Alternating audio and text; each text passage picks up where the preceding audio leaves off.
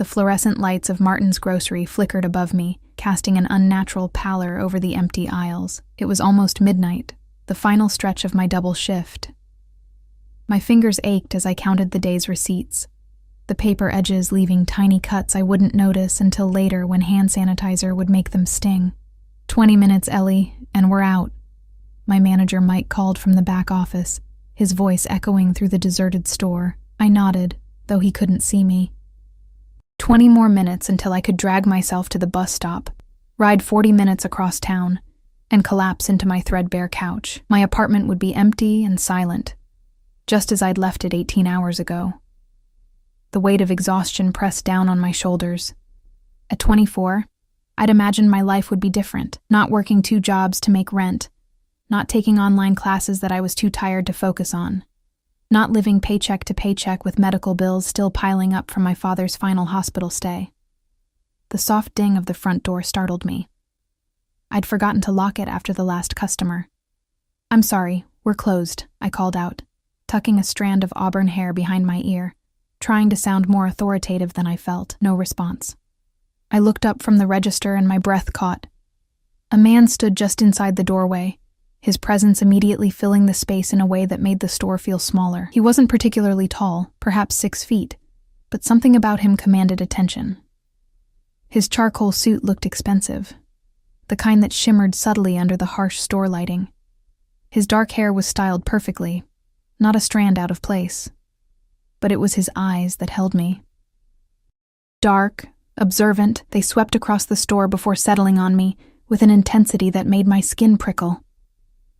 "I'm sorry, sir, but we're closed," I repeated, my voice smaller this time. He didn't acknowledge my words. Instead, he moved deeper into the store, disappearing down the cereal aisle. I bit my lip, uncertain whether to follow or call Mike. Something about the man felt dangerous, but not in the way I should fear for my safety, more like I should be careful not to get too close to a fire that could consume me. I decided to give him a minute. Perhaps he just needed something quickly. I returned to counting the receipts, but my focus was gone. I found myself straining to hear his movements, to catch a glimpse of him between the shelves. The scent of his cologne lingered in the air, something expensive and subtle, sandalwood mixed with something I couldn't name. The door chimed again. This time, 3 men entered, their laughter cutting through the quiet store. They wore baggy clothes, hoodies pulled up despite the warm spring night. One had a tattoo crawling up his neck, disappearing under his jawline.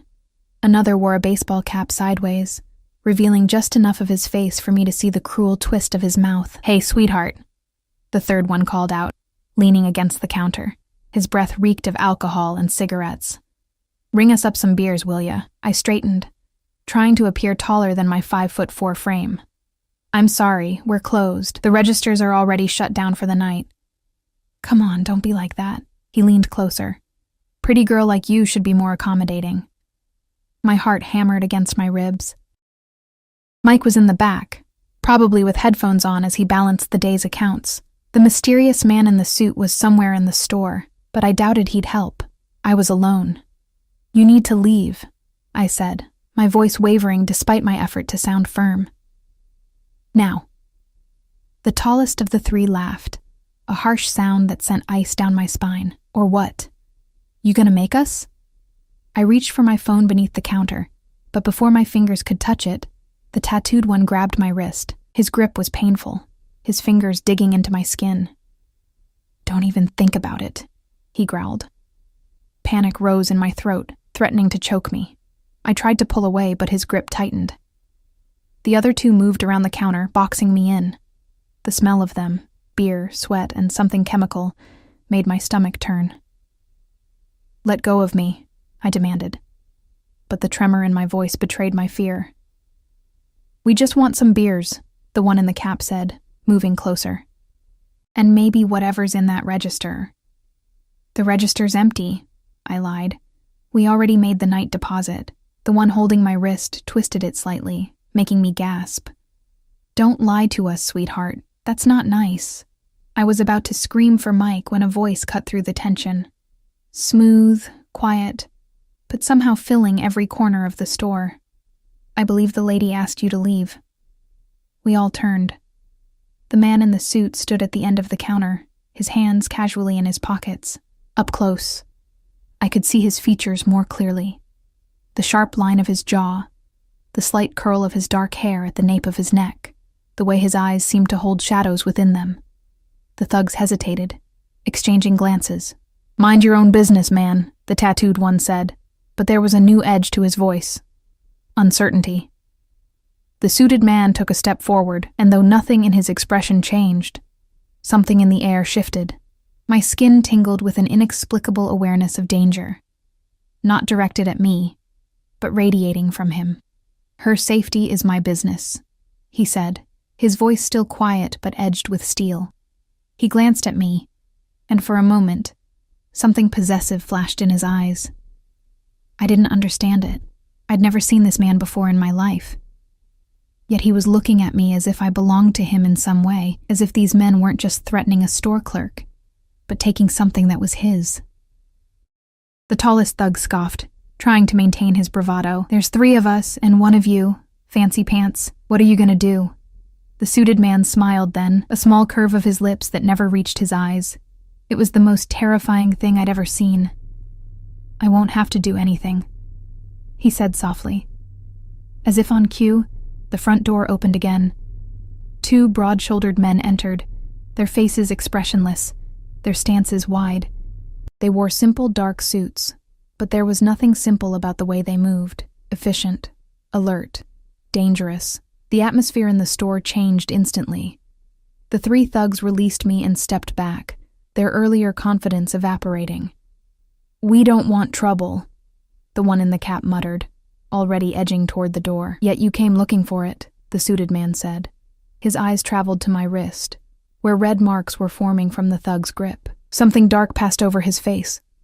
A flash of rage so intense it made me flinch. He nodded once to his men, a tiny movement I almost missed. "Take them outside," he said, his voice flat. "Teach them about respect." The 2 guards moved with frightening speed, grabbing the thugs before they could flee. They didn't struggle much. Something about the guards' demeanor made it clear resistance would be futile. As they were dragged out, the suited man turned to me. He reached for my hand, lifting it gently to examine my wrist. His touch sent electricity through my veins, a current that both alarmed and intrigued me. "You're hurt," he said, his thumb brushing over the marks, his eyes locked on mine. "It's nothing," I whispered, unable to look away from him. Up close, I could see flecks of amber in his dark eyes. "It's not nothing," he countered, his jaw tightening. "No one touches what's mine."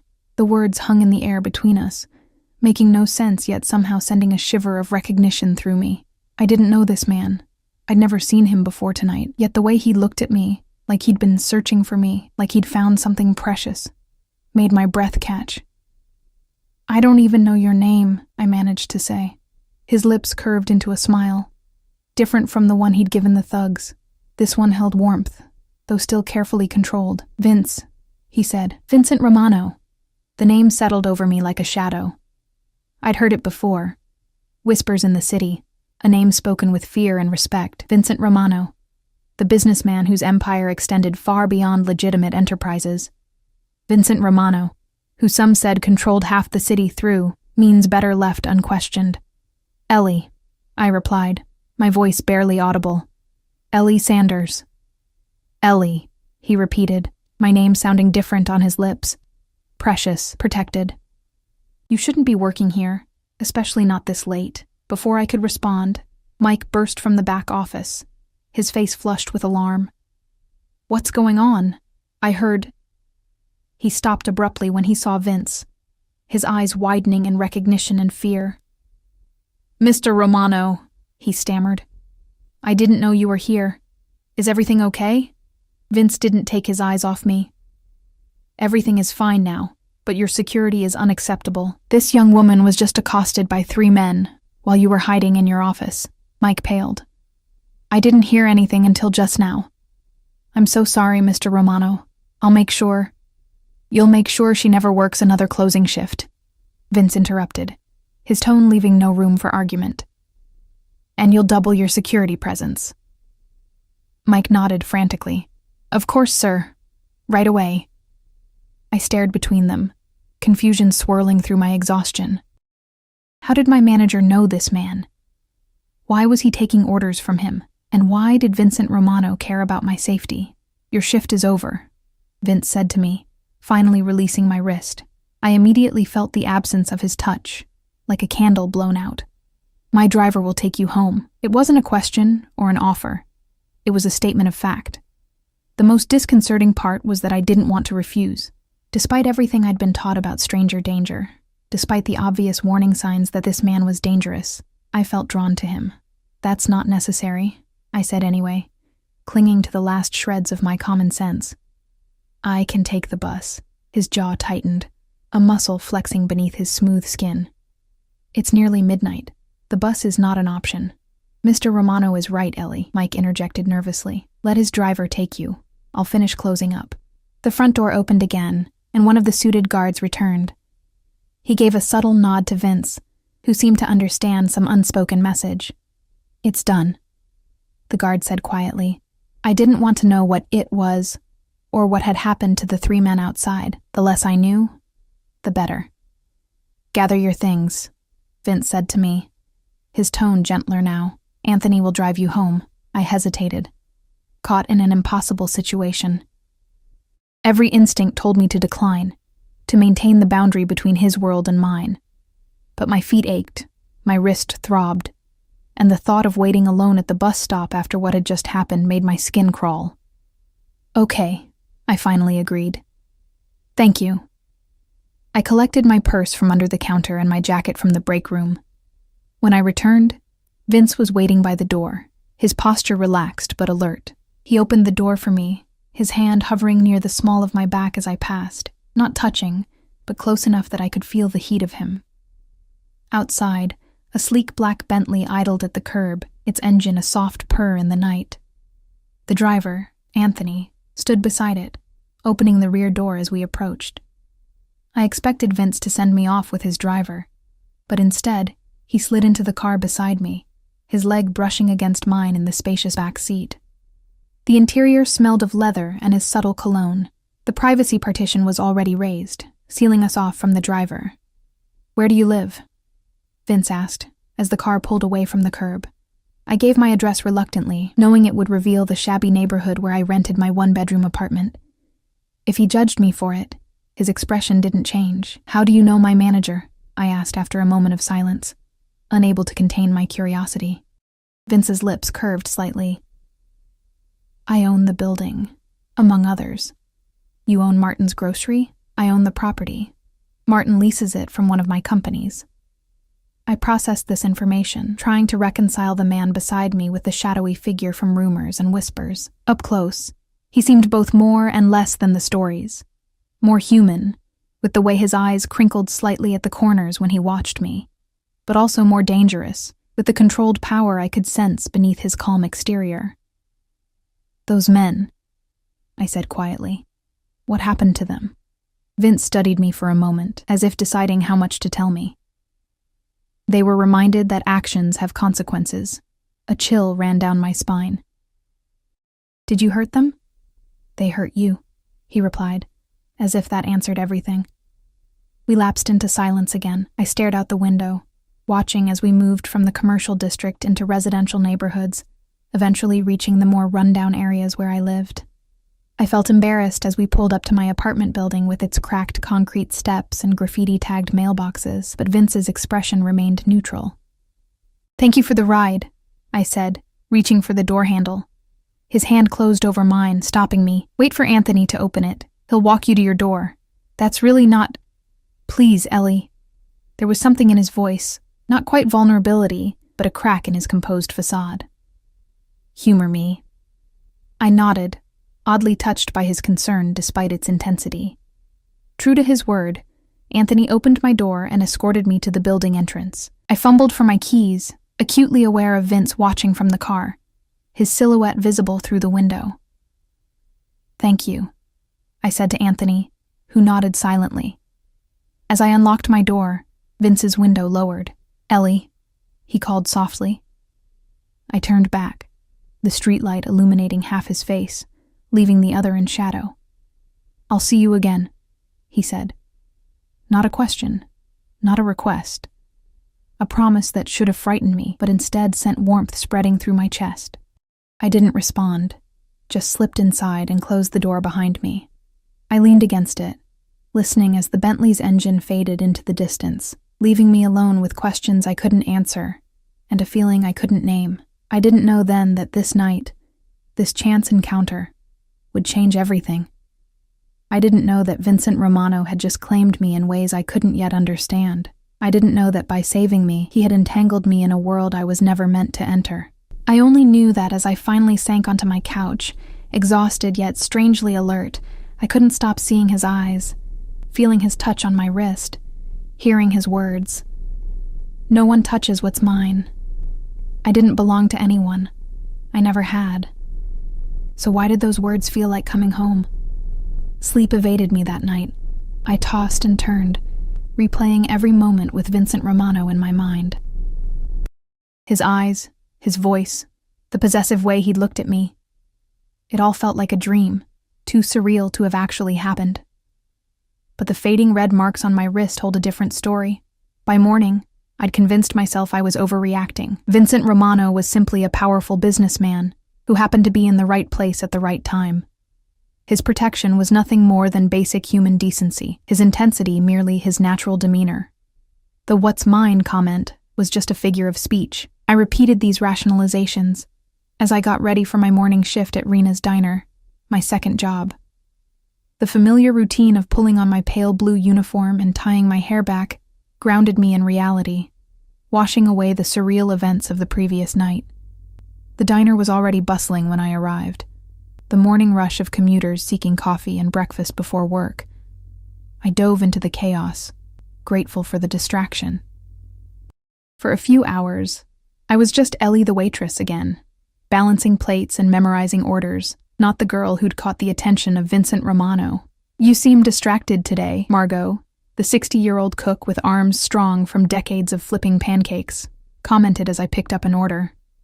"Long night," I replied, forcing a smile. "Double shift at the grocery store." She clucked her tongue sympathetically. "You work too hard, sweetie. You're young. You should be out having fun, not killing yourself for minimum wage." If only she knew how exciting my night had actually been. The morning rush had just begun to subside when the bell above the door chimed.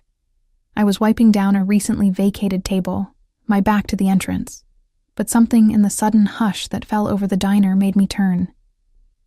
Vincent Romano stood in the doorway, as out of place in the Greasy Spoon diner as a wolf among sheep. He wore a different suit today, navy blue, perfectly tailored to his athletic frame. Behind him, one of his guards, not Anthony, but equally imposing, surveyed the room with practiced efficiency. My heart stuttered in my chest. What was he doing here? How did he even know where I worked? His eyes found me immediately, as if drawn by some invisible thread. A small smile curved his lips as he made his way toward me, patrons shifting instinctively to clear his path. "Ellie," he said, my name like silk on his tongue. "Good morning." "Mr. Romano," I managed, clutching my rag like a lifeline. "What are you doing here?" He raised an eyebrow, amused by my directness. "Having breakfast, I hope, and please call me Vince." "Right," I said, flustered. "Of course, this way." I led him to a booth in the corner, away from the windows, choosing it instinctively, somehow knowing he'd prefer privacy. His bodyguard took a position near the door, standing with his back to the wall, eyes constantly scanning. Vince slid into the booth with effortless grace. Up close, in the harsh fluorescent lighting of the diner, he should have looked less intimidating than he had in the dim grocery store.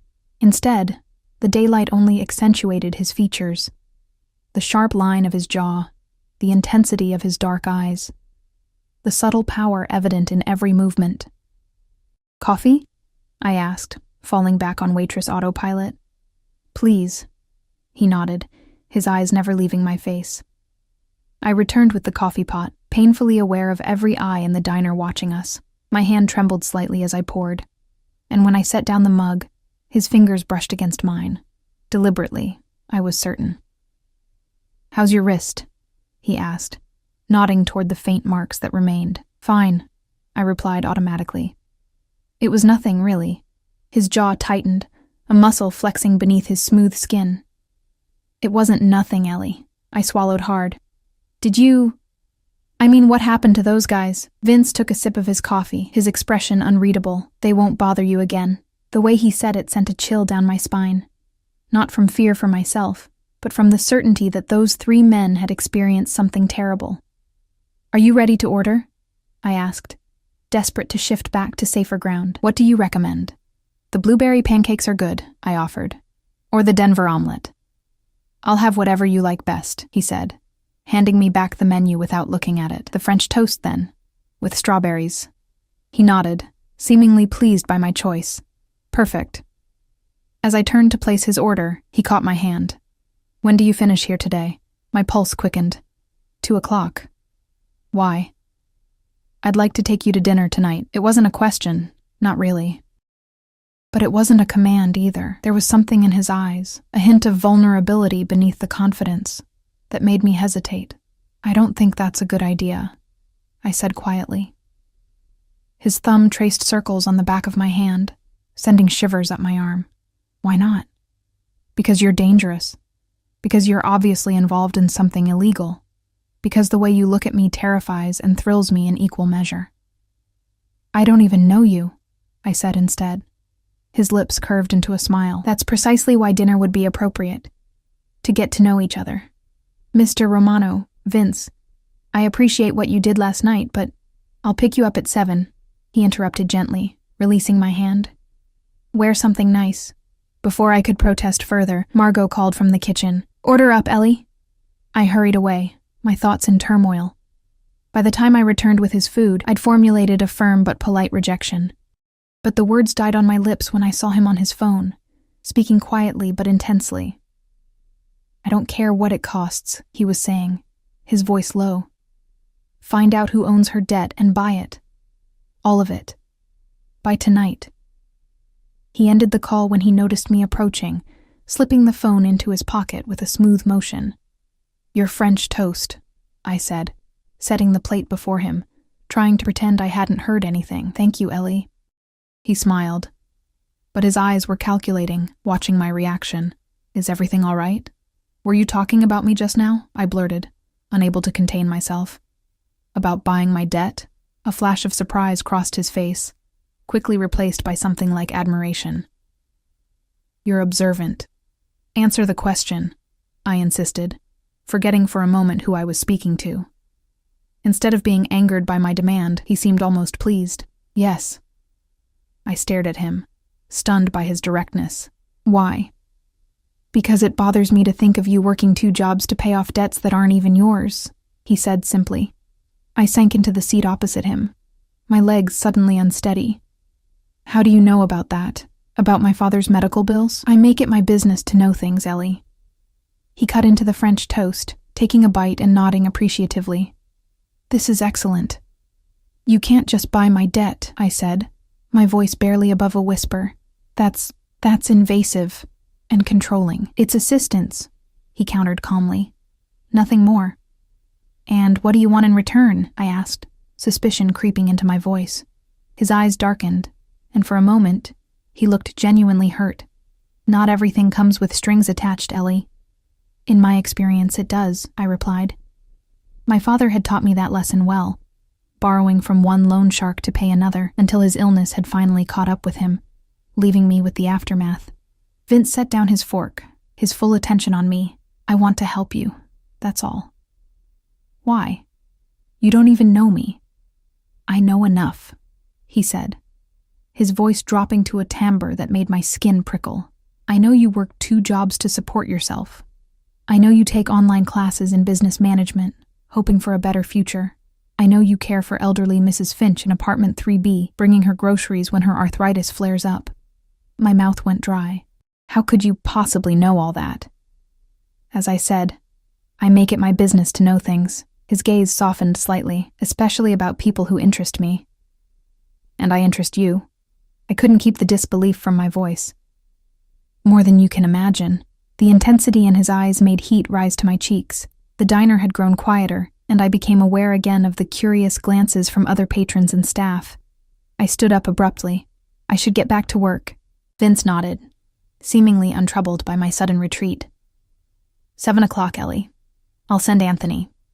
I wanted to refuse again, to make it clear that I wasn't available for whatever game he was playing, but something in the way he looked at me, like I was a puzzle he was determined to solve, a treasure he'd unexpectedly discovered, made the words stick in my throat. Instead, I just nodded and hurried back to the counter, feeling his eyes on me every step of the way. The rest of my shift passed in a blur. I caught snippets of whispered conversations, my name and Vincent's mentioned together with speculative glances. By the time I clocked out at 2, rumors were already spreading that I was his mistress, his long-lost daughter, an undercover federal agent. The truth was both simpler and more complex.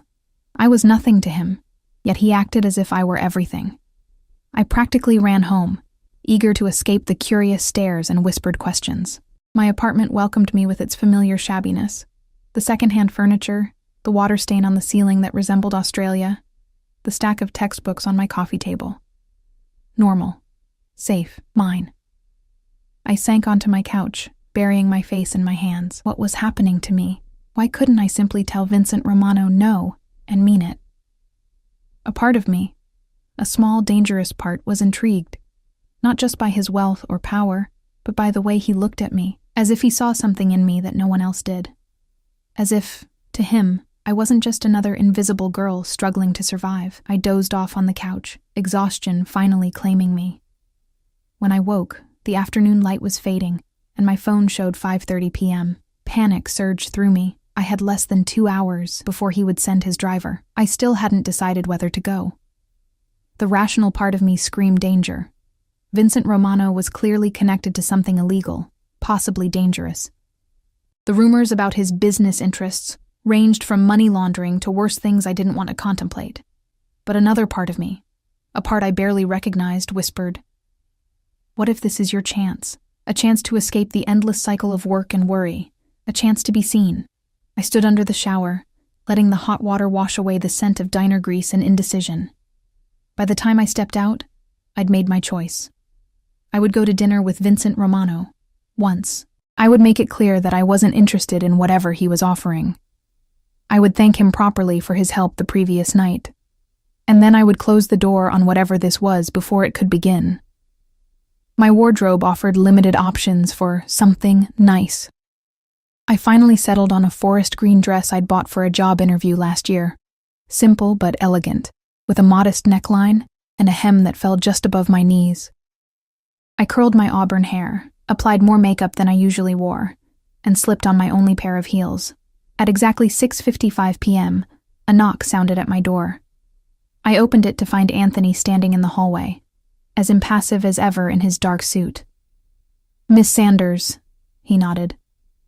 "Mr. Romano is waiting." I grabbed my small clutch purse and followed him down the stairs, my stomach a knot of anxiety and anticipation. The same Bentley from the previous night waited at the curb, but this time, when Anthony opened the door, Vincent wasn't inside. Instead, Anthony held the door for me, then circled around to the driver's seat. "Where is Mr. Romano?" I asked, settling into the plush leather seat. "Meeting you at the restaurant, miss," Anthony replied, his eyes meeting mine briefly in the rearview mirror. He had business to attend to first. The drive took us from my rundown neighborhood into the heart of the city, the buildings growing taller and more elegant as we traveled. Anthony finally pulled up in front of Aureole, the most exclusive restaurant in the city, a place where reservations were typically booked months in advance.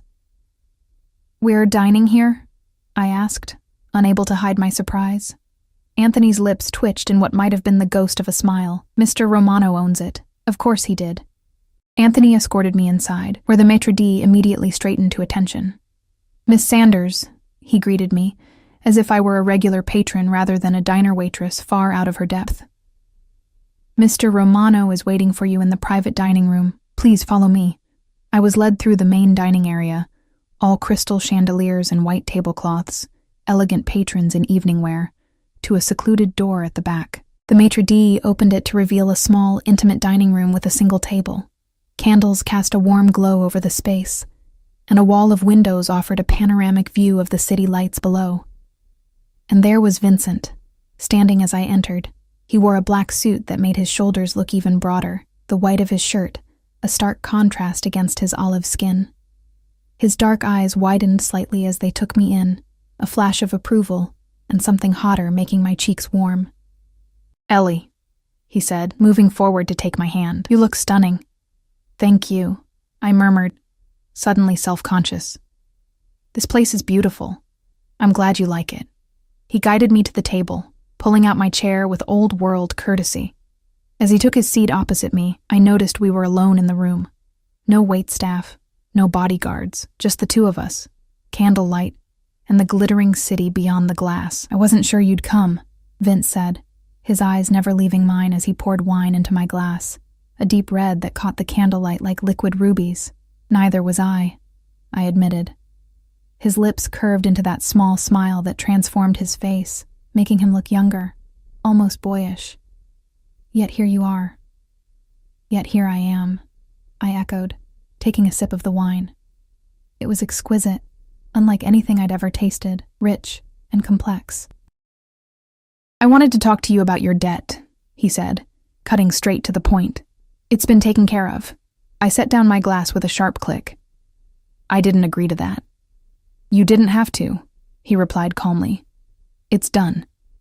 "You can't just—" "I can," he interrupted gently. "And I did. Your father's medical bills, your student loans, the credit card debt, all of it." I stared at him, speechless. The amount was substantial, over $70,000 in total. Money I'd been struggling to pay off for 3 years, working myself to exhaustion. "Why?" I finally managed. Vince leaned forward, his dark eyes intense. "Because I want you to be free, Ellie. Free to finish your degree, free to pursue your dreams, free of the burden your father left you."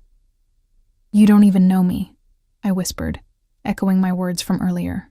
"I know enough," he repeated, his voice dropping to that timbre that seemed to resonate in my bones. "I know that when those men threatened you last night, you didn't cower.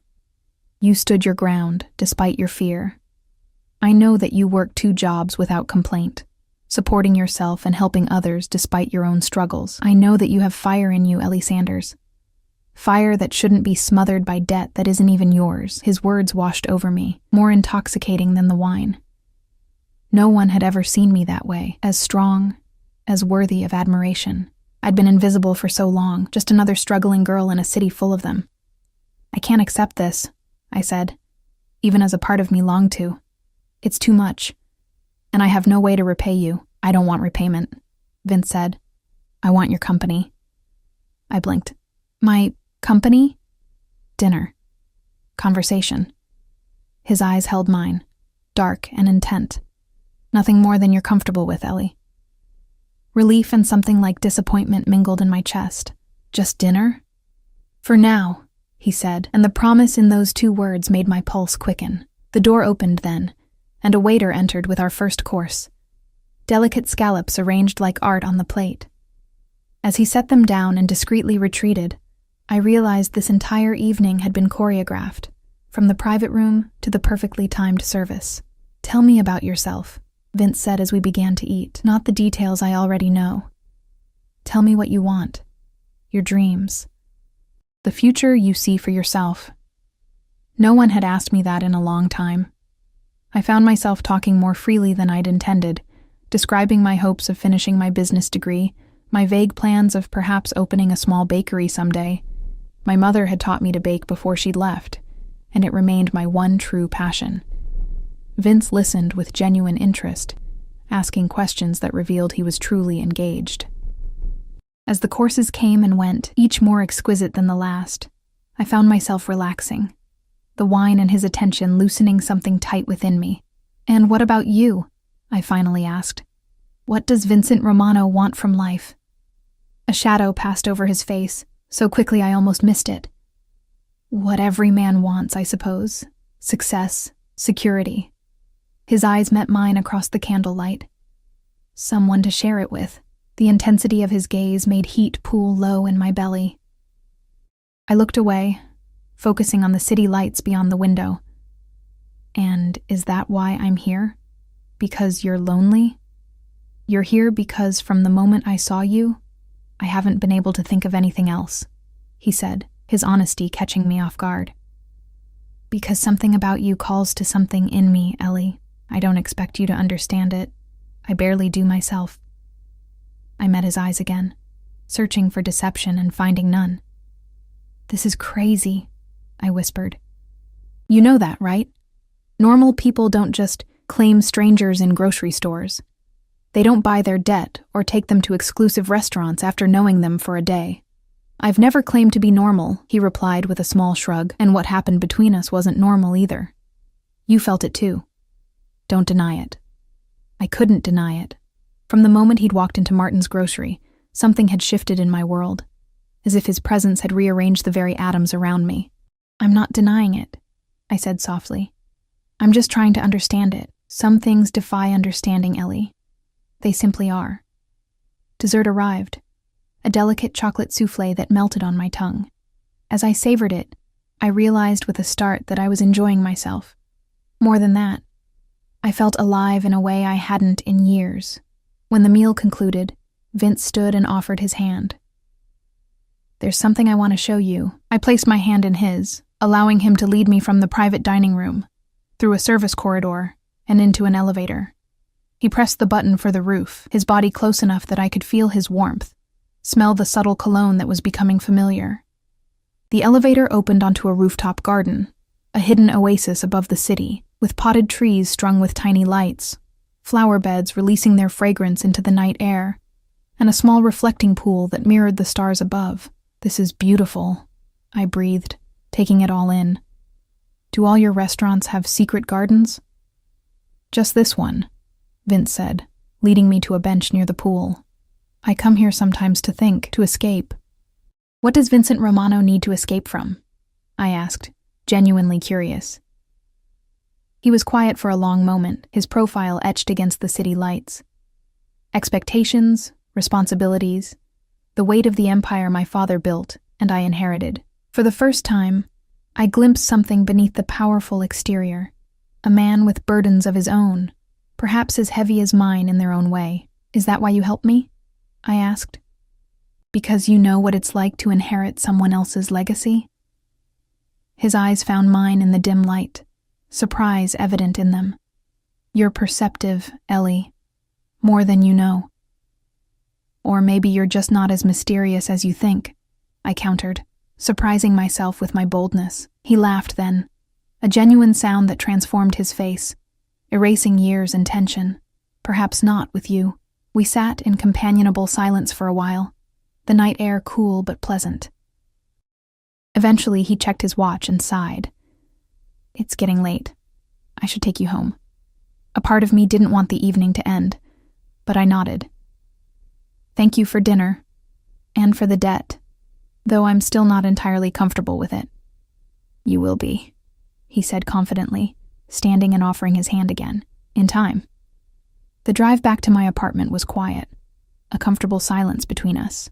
This time, Vince accompanied me in the back seat, his presence filling the space with an energy I couldn't name. When Anthony pulled up in front of my building, Vince insisted on walking me to my door. This isn't necessary, I protested as we climbed the stairs. Humor me, he said again, his hand at the small of my back. At my door, I turned to face him, suddenly nervous. So, thank you again. My pleasure, he murmured, his eyes dropping to my lips for just a moment before returning to mine. When can I see you again? I'm working tomorrow, I said automatically. Both jobs. His jaw tightened. You don't need to work those jobs anymore, Ellie. Your debt is cleared. I still have rent to pay, and I like being independent. Something like admiration flickered in his eyes. Of course. But perhaps just one job would suffice? The diner, perhaps. It seems safer. I thought of Mike's fearful deference the night before. Did you speak to my manager at the grocery store? I did, Vince admitted without apology. Your safety is non-negotiable. I should have been angry at his interference, but instead I found myself touched by his concern. One job would give me more time for classes, I conceded. His smile was worth the compromise. Tomorrow evening, then? After your shift? I hesitated, then nodded. Okay, Vince stepped closer, his hand coming up to cup my cheek. My breath caught as he leaned in, but instead of kissing my lips, he pressed a gentle kiss to my forehead. "Good night, Ellie," he whispered, his breath warm against my skin. "Good night, Vince," I replied, my voice unsteady. I slipped inside my apartment, closing the door behind me. I leaned against it, listening to his retreating footsteps, my heart racing and my mind spinning with questions I couldn't answer. What was I doing? Who was this man who had entered my life like a storm, upending everything in a matter of days? And why, despite all the warning signs, did being with him feel so right? As I kicked off my heels and sank onto my couch, I realized with startling clarity that I was standing at a crossroads. Whatever happened next would change my life forever, and the most terrifying part was that I wanted it to. The next morning brought doubt with the dawn. In the harsh light of day, last night seemed like a dream. The private dining room, the rooftop garden, the way Vincent had looked at me as if I were precious. I'd been swept away by the fantasy, but reality had a way of reasserting itself. Who was I kidding? Men like Vincent Romano didn't fall for diner waitresses. There had to be an angle I wasn't seeing, an ulterior motive behind his interest. Yet when I checked my email, I found a notification from the hospital's billing department. "Your account has been paid in full." Similar messages waited from my student loan servicer and credit card company. It was real. Vincent Romano had erased my debt overnight, as casually as someone might buy a cup of coffee. The implications were dizzying. I was free, truly free, for the first time in years. I could finish my degree without the crushing anxiety of mounting interest. I could work one job instead of two. I could breathe. But nothing came without strings, regardless of what Vincent claimed. The question was, could I live with whatever those strings might be? I made my way to Rena's diner for my shift, keenly aware of the stares and whispers that followed me. Word had spread quickly about my dinner with Vincent, embellished with each retelling until I'd apparently left in his private helicopter for a weekend in Paris. "So," Margot said as I tied my apron, "you in the suit, huh?" "It was just dinner," I replied, feeling my cheeks warm. She raised an eyebrow. "Honey, men like that don't do just dinner with girls like us." Her words echoed my own doubts, but something stubborn in me rose to defend Vincent and myself. Maybe I'm not just a girl like us. Maybe he sees something more. Margot's expression softened. "Oh, sweetie, I hope you're right. Just be careful, okay? Men with power, they can give you the world with one hand and take everything with the other." I nodded, unable to argue with her wisdom. I will be. The morning passed in a blur of coffee refills and breakfast orders, but I couldn't shake the feeling of being watched. Twice, I caught sight of a black sedan parked across the street, a figure behind the wheel keeping a steady eye on the diner. One of Vincent's men, I was certain. Around noon, my phone vibrated with a text from an unknown number. "Lunch break? Look outside. V." My heart skipped as I peered through the window. The black Bentley idled at the curb, Vincent leaning against it in a charcoal suit that made heads turn. He looked up as if sensing my gaze, a smile curving his lips. "Taking my break," I called to Margot, who followed my gaze and shook her head in resigned amusement. The June air was warm as I stepped outside, suddenly conscious of my plain uniform and messy ponytail. Vincent didn't seem to notice, his eyes warming as they took me in. "I thought you might be hungry," he said, opening the car door to reveal a picnic basket on the seat. "You brought me lunch?" I couldn't hide my surprise. I did. No apology, no explanation, just that confident certainty that characterized everything about him. I slid into the car, and he joined me, closing the door to create our own private world.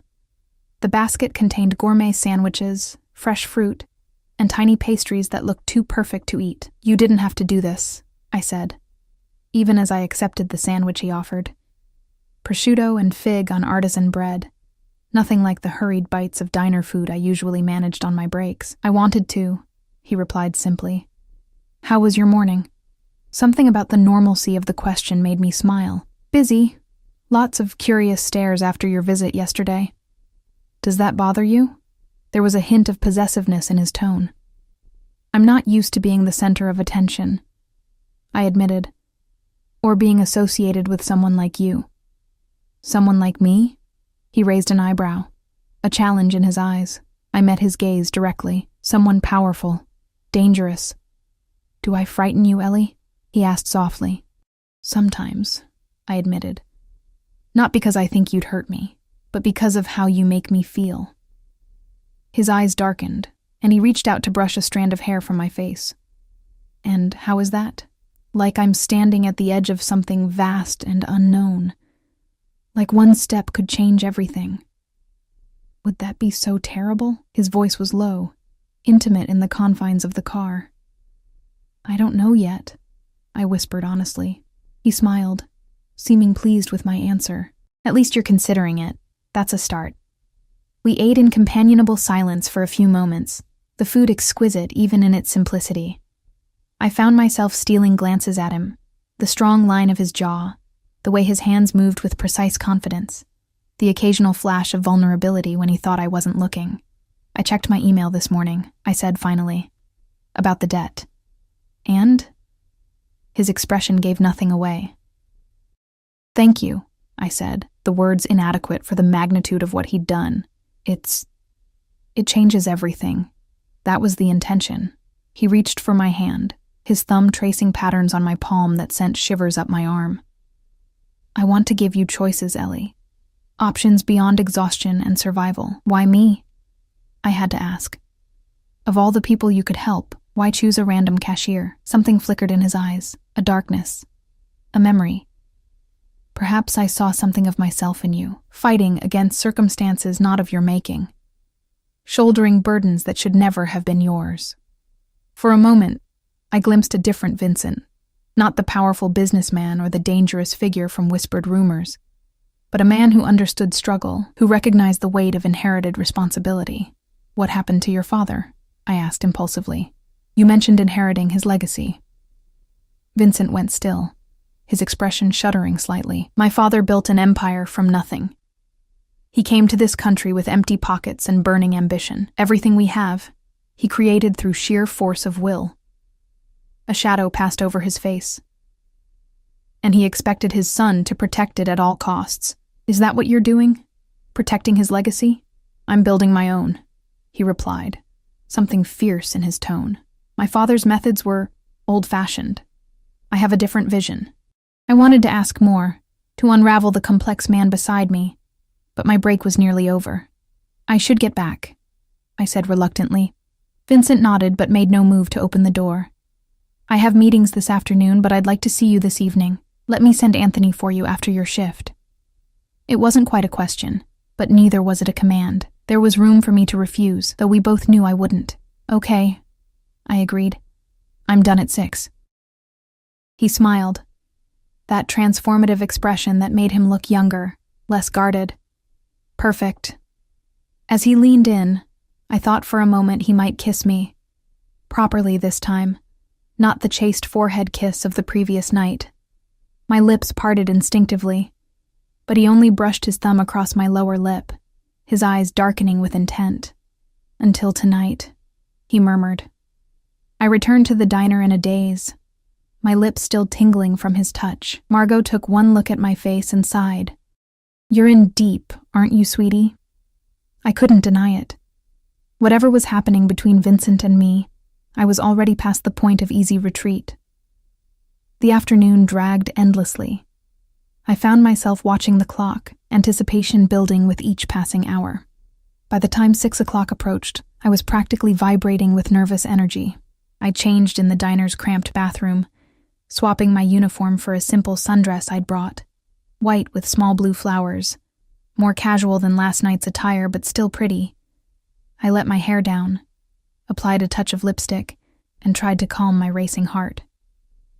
Anthony was waiting outside precisely at 6, as punctual as his employer. He held the door with a respectful nod, his expression as impassive as ever. Where are we going? I asked as we pulled away from the curb. Mr. Romano's home, Anthony replied, his eyes meeting mine briefly in the rearview mirror. My pulse quickened. Vincent's home. Not a restaurant or public place, but his private domain. The implications were impossible to ignore. We drove out of the city, the urban landscape giving way to lush suburbs and eventually a winding private road flanked by ancient oak trees. Security cameras were mounted discreetly at intervals, and when we reached a towering wrought iron gate, Anthony merely nodded to the guard who promptly opened it for us.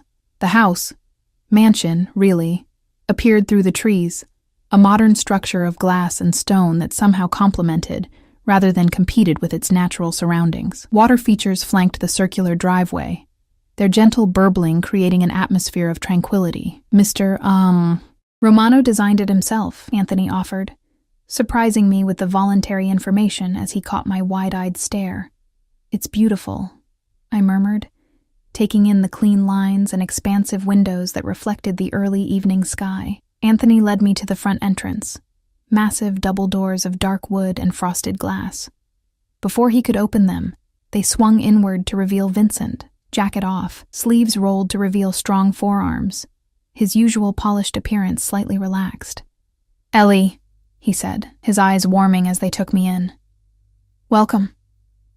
Anthony retreated silently as Vincent ushered me inside. The foyer opened into a great room with soaring ceilings and walls of glass that framed the surrounding woods. The decor was minimal but luxurious. Leather, steel, and warm woods, creating an atmosphere that was both masculine and inviting. "Your home is amazing," I said, turning slowly to take it all in. "I'm glad you like it."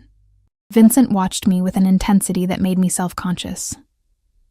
"Would you like a tour?" He showed me through the main floor, a chef's kitchen, where a middle-aged woman was preparing something that smelled divine, a dining room with a table that could seat 20, a library with floor-to-ceiling bookshelves. Each room was impeccably designed, beautiful, but not ostentatious. "Do you live here alone?" I asked as we moved to the rear of the house, where glass doors opened onto a stone terrace. "My staff lives in a separate wing," Vincent replied. "But yes, essentially, there was something lonely in the admission. This powerful man in his perfect, empty house. It must get quiet," I observed. He glanced at me, something vulnerable in his eyes. "It does. Though I've grown accustomed to it. No family? No girlfriend?"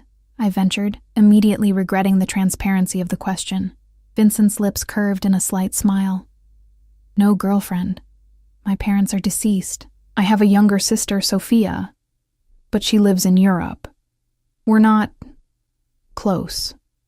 The hesitation told me there was a story there, but before I could ask, he gestured to the terrace.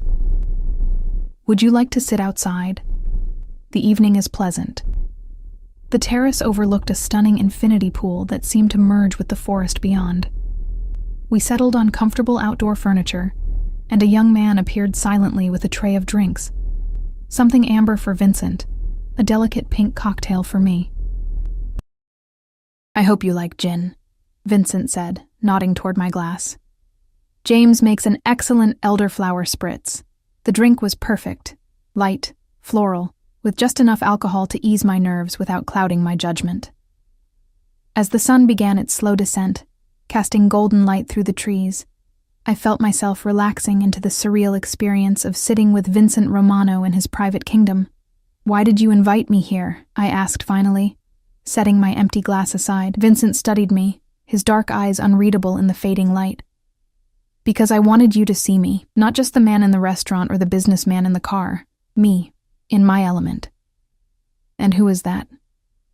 I leaned forward, genuinely curious. "Who is Vincent Romano when no one's watching?"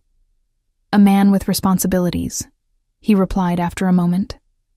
"A man with power he never particularly wanted but has learned to wield. A man who, until recently, had resigned himself to a certain kind of solitude." "Until recently?" I couldn't help asking, my heart quickening. His eyes held mine, intense and unwavering. "Until you." The simple declaration hung in the air between us, charged with meaning. I struggled to understand what he was offering, what he wanted from me. "Vincent," I began, my voice soft, I don't belong in this world. I'm just a waitress with too much student debt and a tiny apartment." "You belong wherever you choose to belong," he countered, leaning forward to take my hand. And you're far more than just anything, Ellie. The conviction in his voice made something in my chest tighten. What is this? Between us? I need to understand what you want. Everything, he said simply. I want to know you, Ellie. I want to protect you, to give you the world if you'll let me. I want to wake up with you and fall asleep with you and build something real in between. My breath caught. You barely know me. I know enough, he repeated, his mantra from our previous encounters. I know that from the moment I saw you standing your ground against those thugs. Something in me recognized something in you. Call it chemistry, fate, whatever you like. It doesn't change what I feel. And what's that? I whispered. Possessiveness, he admitted without shame. Fascination. Desire. His thumb traced circles on my palm. The certainty that you're meant to be mine. I should have been frightened by his intensity, but instead, I felt an answering call within me, a recognition of something primal and undeniable between us. I'm not a possession, I said, needing to establish that boundary. No, he agreed readily. You're a partner, an equal, but that doesn't change my desire to claim you, to protect what's mine. The word mine sent a shiver through me that had nothing to do with fear. There was something darkly thrilling about being wanted so completely by a man like Vincent Romano. Dinner is ready, sir, a voice interrupted. The chef stood in the doorway, her expression professionally neutral. Vincent nodded, releasing my hand reluctantly. Thank you, Maria. He led me to a smaller, more intimate dining area than the formal room he'd shown me earlier. A table for two was set by windows overlooking a Japanese-inspired garden, illuminated by subtle lighting. Candles flickered on the table and soft music played from hidden speakers.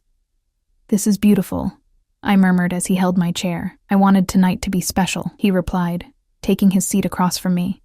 Different from the restaurant. More personal, I observed. Yes. No pretense, no games. Just that direct honesty that was becoming familiar. Dinner was exquisite, a progression of small, perfectly executed courses that revealed Vincent's sophisticated palate. We talked easily, moving from topic to topic with a naturalness that belied our brief acquaintance. He told me more about his businesses, legitimate ones, carefully skirting anything that might hint at darker enterprises. I shared stories from my childhood, my dreams of opening a bakery, my relationship with my father before his gambling problem consumed him. He wasn't a bad man, I found myself explaining as we lingered over dessert, a delicate chocolate creation that melted on my tongue. Just weak, addicted. After Mom left, he spiraled. Weakness can be as destructive as malice, Vincent observed, his expression somber. Sometimes more so. You sound like you speak from experience. He was quiet for a moment. My father was not a weak man, but he had blind spots, vulnerabilities that others exploited. Is that how he died? I asked gently. Vincent's jaw tightened. He was murdered. A rival organization. I was 22, just finishing business school. My hand covered his instinctively. I'm so sorry. It was 10 years ago, he said, his voice carefully controlled. I've built something different since then. Something legitimate, sustainable. There it was. The first acknowledgement, however oblique, of his family's criminal past. I should have been frightened, should have made my excuses and left. Instead, I found myself drawn deeper into his world, fascinated by the complexities of the man across from me. And your mother? I asked. Died when I was 16, cancer. His expression softened with genuine grief. She was the heart of our family. After she was gone, my father became harder, colder. And you? I ventured. Did you become harder too? Vincent's eyes met mine, something vulnerable in their depths. I built walls. It seemed safer that way. And now? I whispered. Now I'm sitting across from a woman who makes me want to tear them down, he replied, his honesty disarming. And it terrifies me almost as much as it exhilarates me. After dinner, he led me through glass doors onto a private balcony overlooking the pool. The night air was cool but pleasant, stars visible through breaks in the trees. Vincent stood behind me, not quite touching, as I gazed out at the peaceful scene. Stay tonight, he said quietly, his voice close to my ear. My pulse jumped, and I turned to face him. Vincent. Not for that, he clarified, though the heat in his eyes belied his words. Not unless you want to. Just stay. Let me wake up knowing you're here. The vulnerability in the request caught me off guard. This powerful, dangerous man was asking, not commanding, not assuming, if I would simply remain in his orbit a little longer. I don't have anything with me, I hedged, though it wasn't a refusal. I can provide anything you need, he replied. Or Anthony can retrieve whatever you want from your apartment. The ease with which he solved practical problems was both impressive and slightly alarming. Did anything ever stand in Vincent Romano's way? Why is this so important to you? I asked, needing to understand. He considered me for a long moment, as if deciding how much truth to offer. I've never brought anyone here before, he finally said. Not like this. This house has always been separate. A fortress. And now? I prompted. Now, I want it to be a home, he said simply, and when I imagine that, I see you here. The admission stole my breath. It was too fast, too intense, yet it resonated with something deep inside me, a longing for belonging I'd never fully acknowledged. Vincent, we barely know each other, I said, my voice soft. This is unconventional, he supplied, impulsive, perhaps even reckless. His hands came up to frame my face, his touch gentle despite the intensity in his eyes. But tell me you don't feel it too, Ellie, this connection between us. I couldn't lie. Not to him, not to myself. I feel it, I admitted. But it scares me. Good things often do, he murmured, his thumbs tracing my cheekbones.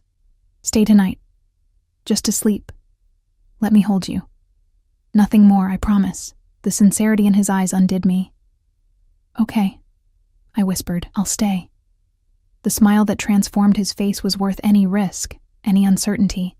He leaned forward, his forehead resting against mine for a moment in a gesture of surprising tenderness. Thank you, he said softly. He led me back inside, through corridors of his vast home, to a wing I hadn't seen before. The master suite was exactly what I might have expected. Spacious, masculine, elegant without being showy. A massive bed dominated one wall, facing windows that would offer stunning views by daylight. The bathroom's through there, Vincent said, gesturing to a door. You'll find everything you need. I can give you something to sleep in. He moved to a walk-in closet, returning with a soft t-shirt. It will be too big, but it should be comfortable. I accepted it, suddenly shy. Thank you. I'll give you privacy, he said, reading my discomfort.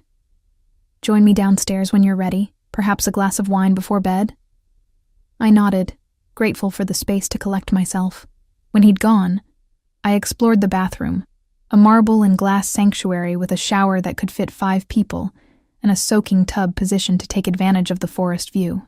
High-end toiletries lined the counter, and fluffy towels waited on heated racks. I showered quickly, letting the multiple jets wash away the last of my uncertainty. This was happening.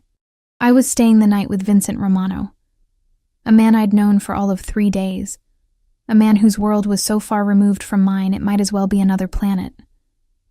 Yet it felt right in a way I couldn't explain, as if some part of me had been waiting for him without even knowing it. I pulled on his t-shirt, which fell to mid-thigh, and used the new toothbrush I found still in its packaging. My reflection showed a woman I barely recognized, eyes bright with something between excitement and fear, hair damp and curling around my shoulders, skin flushed from the hot shower and the heat of anticipation.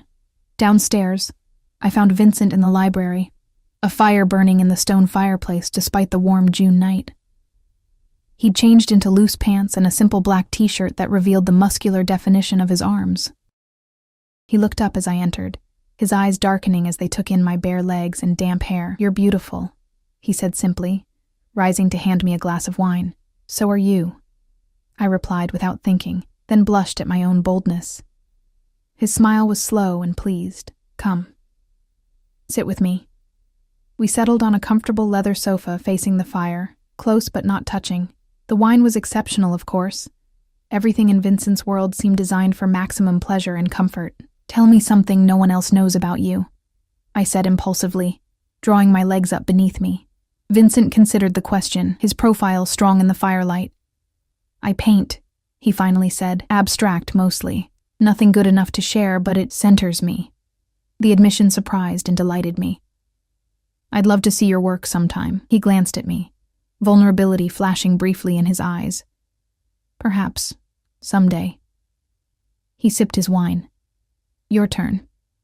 I thought for a moment. I talk to my plants, full conversations, not just encouragement. I tell them about my day, ask their advice on problems. I smiled self-consciously. "They're excellent listeners." Vincent laughed. A warm, genuine sound that made something in my chest expand. "I can imagine you doing that. It's charming." "It's weird," I countered, but I was smiling too. "Weird can be charming," he replied, setting his empty glass aside. "Especially on you." The air between us seemed to thicken, charged with unspoken desire. Vincent reached out slowly, giving me time to retreat, and tucked a strand of hair behind my ear. His fingers lingered, tracing the line of my jaw. "I want to kiss you," he said, his voice low and rough. "I've wanted to since the moment I saw you." My heart hammered against my ribs. "What's stopping you?" His eyes darkened. "The promise I made. Just sleep," I said. "Nothing more." I set my glass down deliberately, then shifted closer to him. "Maybe I want more," I whispered. Vincent went still, his control visibly tightening. "Ellie," he said, my name a warning and a plea. "If I start, I may not be able to stop." "I trust you," I said, surprising myself with the truth of it. Despite everything, despite how little I truly knew him, I did trust Vincent Romano, at least with this, with my body, with my desire. He searched my face, looking for any sign of hesitation. Finding none, he leaned forward, one hand cupping my cheek as his lips finally met mine. The kiss began gently, a question, an exploration. But when I sighed against his mouth, something broke in him. His arms wrapped around me, pulling me against his chest as the kiss deepened, became hungry, demanding. I responded with equal fervor, my fingers tangling in his hair, my body arching into his. Vincent groaned, the sound vibrating through me. "Ellie," he murmured against my lips. "My Ellie." The possessiveness in his voice should have alarmed me, but instead, it sent heat pooling low in my belly. I wanted to be his, wanted to belong to this man in ways that defied rational thought. His hands slid down my sides, finding the hem of the borrowed t-shirt. "Tell me you want this," he demanded, his voice rough with desire. "Tell me you want me." "I want you," I breathed, the truth of it undeniable. "I've wanted you since you walked into that grocery store." It was all the permission he needed. His mouth claimed mine again as his hands explored, discovering what made me gasp, what made me tremble. When he finally lifted me into his arms, carrying me back upstairs to his bedroom, I went willingly, eagerly, all doubts forgotten in the heat of desire. In his bed, Vincent was both tender and commanding, his touch reverent yet possessive. "Mine," he whispered against my skin, again and again, as if imprinting the word into my very being. And I responded in kind, claiming him with my hands and lips, discovering the power I held over this dangerous, beautiful man. Afterward, as we lay tangled in his sheets, my head on his chest and his arms around me, Vincent pressed a kiss to my temple. "Stay," he murmured. "Not just tonight. Stay with me, Ellie." I knew he meant more than just another day. He was offering me his world, beautiful, dangerous, complex. A world I barely understood, but already craved. "I have my apartment," I said, practical even in this dreamlike moment. "My job, my classes. Keep them all if you want," he replied, his fingers tracing patterns on my bare shoulder. "Or let them go. It's your choice.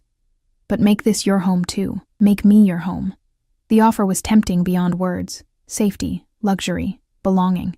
And Vincent himself, this man who looked at me as if I were the answer to a question he'd been asking his entire life.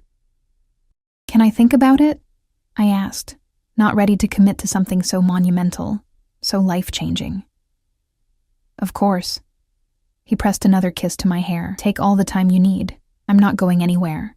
As I drifted toward sleep in Vincent Romano's arms, I knew that whatever I decided, nothing would ever be the same.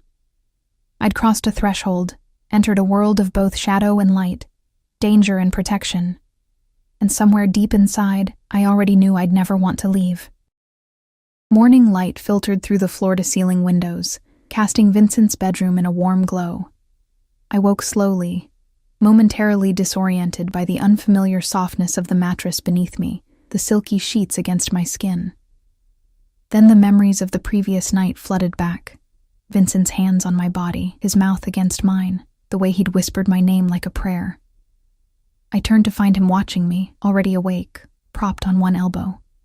His dark hair was tousled from sleep, a shadow of stubble along his jaw making him look younger, less polished than the man who'd walked into Martin's grocery 3 days ago. "Morning," he murmured, his voice rough with sleep. "How did you sleep?" "Better than I have in years," I admitted, feeling strangely shy despite our intimacy the night before. His fingers traced the curve of my shoulder, leaving goosebumps in their wake. "Any regrets?" I considered the question seriously, searching my feelings for any hint of remorse or uncertainty. "No," I said finally, surprising myself with the conviction in my voice. "No regrets." The smile that transformed his face was worth any doubt, any fear I might have harbored. He leaned forward to press a kiss to my forehead, then my lips, gentle, almost reverent. "I have meetings this morning," he said reluctantly, "but I've told Anthony to clear my afternoon. Stay. Let me come back to you." The request was simple yet loaded with meaning. Stay. Not just in his bed or his house, but in his life. The decision felt monumental, a fork in the road with no possibility of return. I should check on my apartment, I hedged. Water my plants. They'll be worried about me. Vincent's lips curved, remembering my confession from the night before. "Of course. Anthony can take you home, then bring you back here for lunch, if you want." He left the choice to me, though I could see how much he wanted me to say yes. "Okay," I agreed softly. Lunch would be nice. The relief in his eyes was palpable. He kissed me once more, deeper this time, before reluctantly pulling away. "I need to shower and dress. Make yourself comfortable. The kitchen staff will make you whatever you'd like for breakfast." After he'd gone, I lay in his bed for a few minutes longer, trying to reconcile the whirlwind of the past few days, from struggling waitress to the bed of Vincent Romano in less than a week. It seemed impossible, surreal. Yet the warmth lingering on my skin, the pleasant ache in my body, were undeniably real. I showered in his palatial bathroom, then dressed in my sundress from the night before. It felt strangely inadequate now, this simple cotton garment among the luxury of Vincent's home. I found him in the kitchen, impeccable in a tailored suit, drinking espresso while scrolling through messages on his phone. He looked up as I entered, his eyes warming. "There you are," he said, setting aside his phone to give me his full attention. "Are you hungry?" The kitchen staff appeared as if summoned telepathically, offering a breakfast spread that would have fed a small army. Fresh pastries, fruit, eggs prepared 3 ways, artisanal bread, and coffee that smelled divine. "This is too much," I protested weakly, as Vincent pulled out a chair for me at the kitchen island. "Get used to it," he replied with a small smile. "Maria believes in being prepared for any possible preference." The older woman nodded, pleased by his acknowledgement. "Mr. Romano never eats enough breakfast," she confided to me. "Perhaps you will be a good influence." The easy acceptance of my presence in Vincent's home, as if I belonged there, as if I were already part of his life rather than an overnight guest, was both disconcerting and strangely comforting. We ate together, Vincent watching with evident pleasure as I savored the perfectly prepared food. When his phone vibrated with an incoming call, he glanced at it with a frown. "I need to take this," he said apologetically. "Business that can't wait." I nodded, understanding. "Go ahead. I'll be fine." He pressed a kiss to my temple before answering the call, his voice immediately shifting to a more commanding tone as he moved toward his office. I caught fragments, something about a shipment, a customs issue, a competitor trying to undercut their position. Nothing explicitly illegal, but the edges of conversations that hinted at operations beyond simple business transactions. After he'd gone, I finished my coffee in thoughtful silence. Maria bustled around the kitchen, occasionally casting curious glances my way but respecting my privacy. I wondered what she thought of me. This ordinary woman suddenly appearing in her employer's life. In his bed, Anthony found me there, his expression as impassive as ever. "Mr. Romano asked me to drive you home whenever you're ready, miss." The formality felt strange after the intimacy of the night before. "Thank you, Anthony. I'm ready now." The drive back to my apartment was surreal.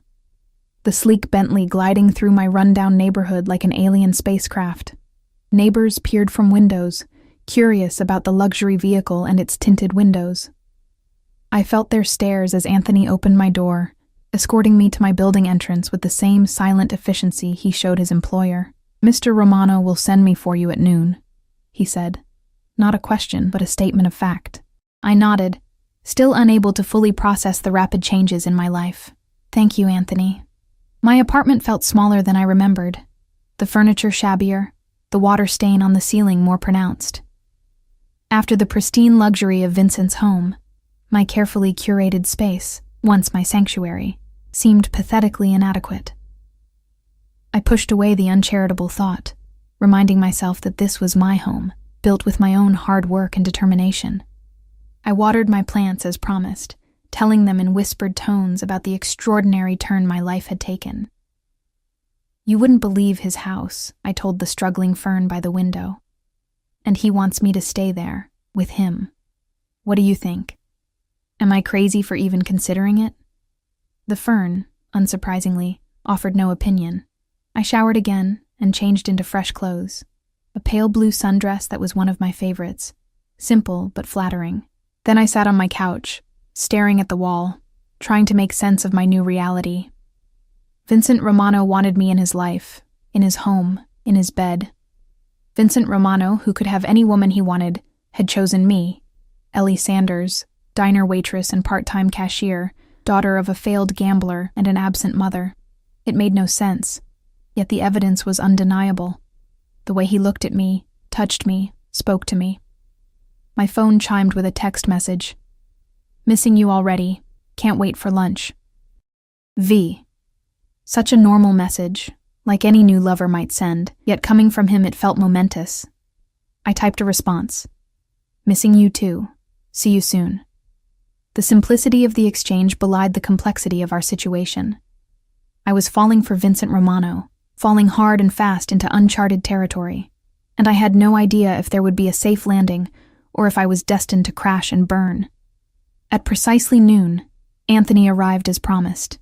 He raised an eyebrow slightly at the small overnight bag I carried, the only acknowledgement of what it signified, and held the car door with his usual silent efficiency. Vincent was waiting on the terrace when we arrived. His suit jacket discarded, sleeves rolled up to expose strong forearms. He looked up from his laptop as I approached, his entire being seeming to lighten at the sight of me. He rose immediately, coming to meet me, his hands warm on my waist as he bent to kiss me. "You came back," he murmured against my lips, as if he genuinely feared I might not. "I said I would," I replied, touched by the vulnerability beneath his confident exterior. He gestured to the bag in my hand, his eyes questioning. "You're staying?" "For tonight," I clarified, not quite ready to commit to more despite the pull I felt toward him. "If that's still okay." "More than okay," he assured me, taking the bag and setting it aside. "I had lunch prepared for us out here." "I thought you might enjoy the view." The view was spectacular. The infinity pool shimmering in the midday sun, the forest beyond vibrant with summer green. But it was Vincent himself who captured my attention. The way the sunlight highlighted the angles of his face, the way his eyes followed my every movement, as if cataloging each expression, each gesture. Lunch was a light affair. Fresh salads, cold soup, crusty bread with imported olive oil. We talked easily, about nothing and everything. My online classes, his legitimate business interests, books we'd both read, places we'd like to visit. It felt normal, almost domestic, this shared meal in the sunlight. After we'd eaten, Vincent led me to a cushioned lounge chair large enough for two, pulling me against his chest as we reclined together. "This is nice," he murmured into my hair. "Just being with you." "It is," I agreed, relaxing into his embrace. "Though I imagine it's quite different from your usual afternoon activities." His chest rumbled with a low laugh. "Very different. Much better." We stayed like that for a while, the warm sun and the gentle rhythm of Vincent's heartbeat lulling me into a peaceful doze. I woke to the sensation of his fingers combing through my hair, his breathing steady beneath my cheek. "Tell me about your bakery dream," he said quietly. "What would it look like? Where would it be?" I smiled against his chest, surprised he'd remembered that detail from our earlier conversations. "Nothing fancy. A small storefront in a neighborhood with good foot traffic, display cases with pastries and bread, maybe a few tables where people could enjoy coffee and something sweet. I'd want it to feel warm, inviting. Somewhere people would return to again and again. What would you call it?" I hesitated, then admitted, "Sweetness and light. It's what my mom used to call me when I was little before she left." Vincent's arms tightened around me. "I like that. It suits you. It's just a dream," I said, tempering my own enthusiasm.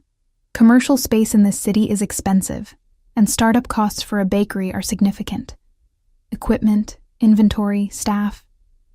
I could help with that," he offered, his voice careful, as if aware he was treading on sensitive ground. "If you'd let me." I sat up to look at him, needing to see his face. "Vincent, I can't take more from you. The debt was already too much." "It's not taking if I'm offering freely," he countered, his expression earnest. "I have resources, Ellie. Let me use them for something that would make you happy." I'd never know if I succeeded because of my own merit, or because Vincent Romano smoothed the path, I explained, trying to make him understand.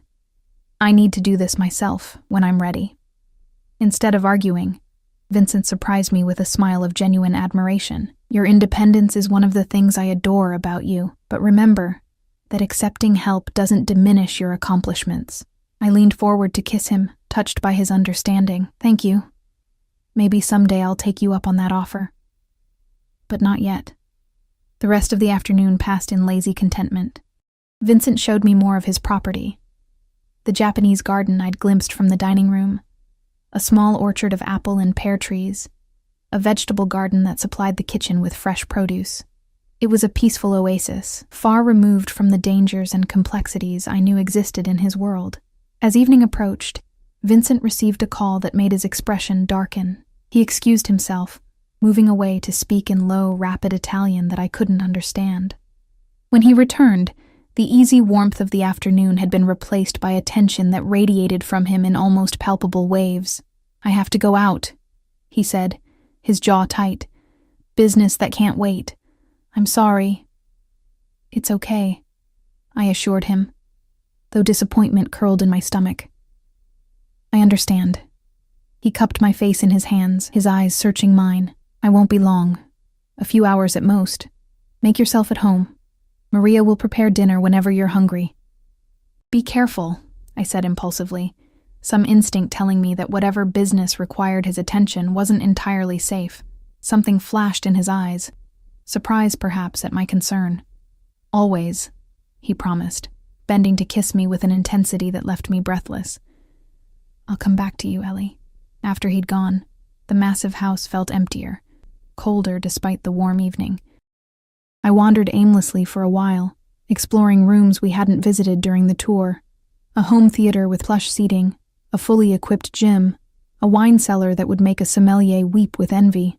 In the library, I found a section of books on baking and pastry arts, some so specialized they could only have been sourced from professional culinary schools. Had Vincent acquired these for me? The thought was both touching and slightly unsettling. Evidence of his determination, his certainty that I would become a fixture in his life. I selected one on French patisserie techniques and curled up on the leather sofa, losing myself in descriptions of delicate laminated doughs and precise temperature controls.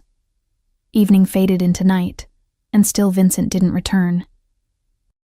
Maria brought a tray with dinner, a simple but elegant pasta dish, bread, and a glass of wine, which I ate in the library, the book still open beside me. By 11 o'clock, concern had begun to gnaw at me. Where was he? What kind of business kept him out so late? I tried not to imagine worst-case scenarios: police raids, rival gangs, violence I'd only seen in movies. Vincent was careful, controlled. He wouldn't put himself at unnecessary risk. Would he? I must have dozed off on the sofa because I woke to gentle hands lifting me. Vincent cradled me against his chest, carrying me up the stairs to his bedroom as if I weighed nothing. "You're back," I murmured sleepily, breathing in his familiar scent, now mingled with something sharper. Cigarette smoke. Though I'd never seen him smoke, and the metallic tang of something I didn't want to identify. "I told you I would be," he replied, his voice low and soothing. "I'm sorry I was gone so long." He laid me on the bed with tender care, then disappeared into the bathroom. I heard the shower running, and when he emerged some time later, his hair was damp, and he wore only loose pajama pants riding low on his hips. In the dim light, I could make out scars I hadn't noticed before. A jagged line across his ribs, a puckered circle on his shoulder that could only be a bullet wound. "Vincent," I said, more awake now. "What happened tonight?" He hesitated, conflict evident in his expression, the desire to be honest warring with the need to protect me from certain truths. "A disagreement with a former associate," he said finally, sliding into bed beside me. "It's resolved now. Are you hurt?" I asked, my eyes searching what I could see of his body for fresh injuries. "No," he assured me, pulling me against his chest. "I'm fine, Ellie. Everything is fine now." I wanted to press for more details, to understand exactly what kind of man I was falling for, but exhaustion pulled at me. Vincent's steady heartbeat beneath my ear and his warm arms around me created a cocoon of safety that belied the dangers I knew lurked beyond these walls. "Sleep," he murmured, pressing a kiss to my hair. "I've got you." And despite everything, the unanswered questions, the hints of violence, the strangeness of my new reality, I did sleep, deeply and dreamlessly, secure in Vincent Romano's embrace.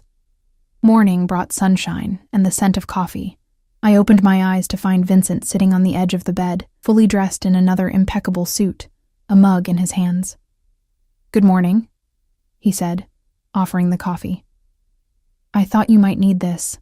I sat up, accepting the mug gratefully. "Thank you." "What time is it?" "Just after 8. I have meetings, but I wanted to see you before I left." As the fog of sleep cleared, I remembered the previous night, his late return, the scent of smoke and something metallic, the scars I'd glimpsed on his body. In the light of day, my concerns resurfaced. "Vincent," I began carefully.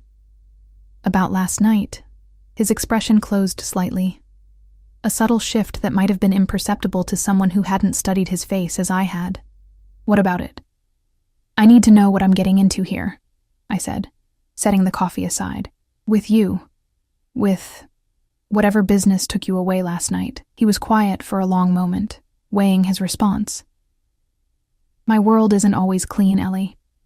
There are complications. History that can't be erased overnight."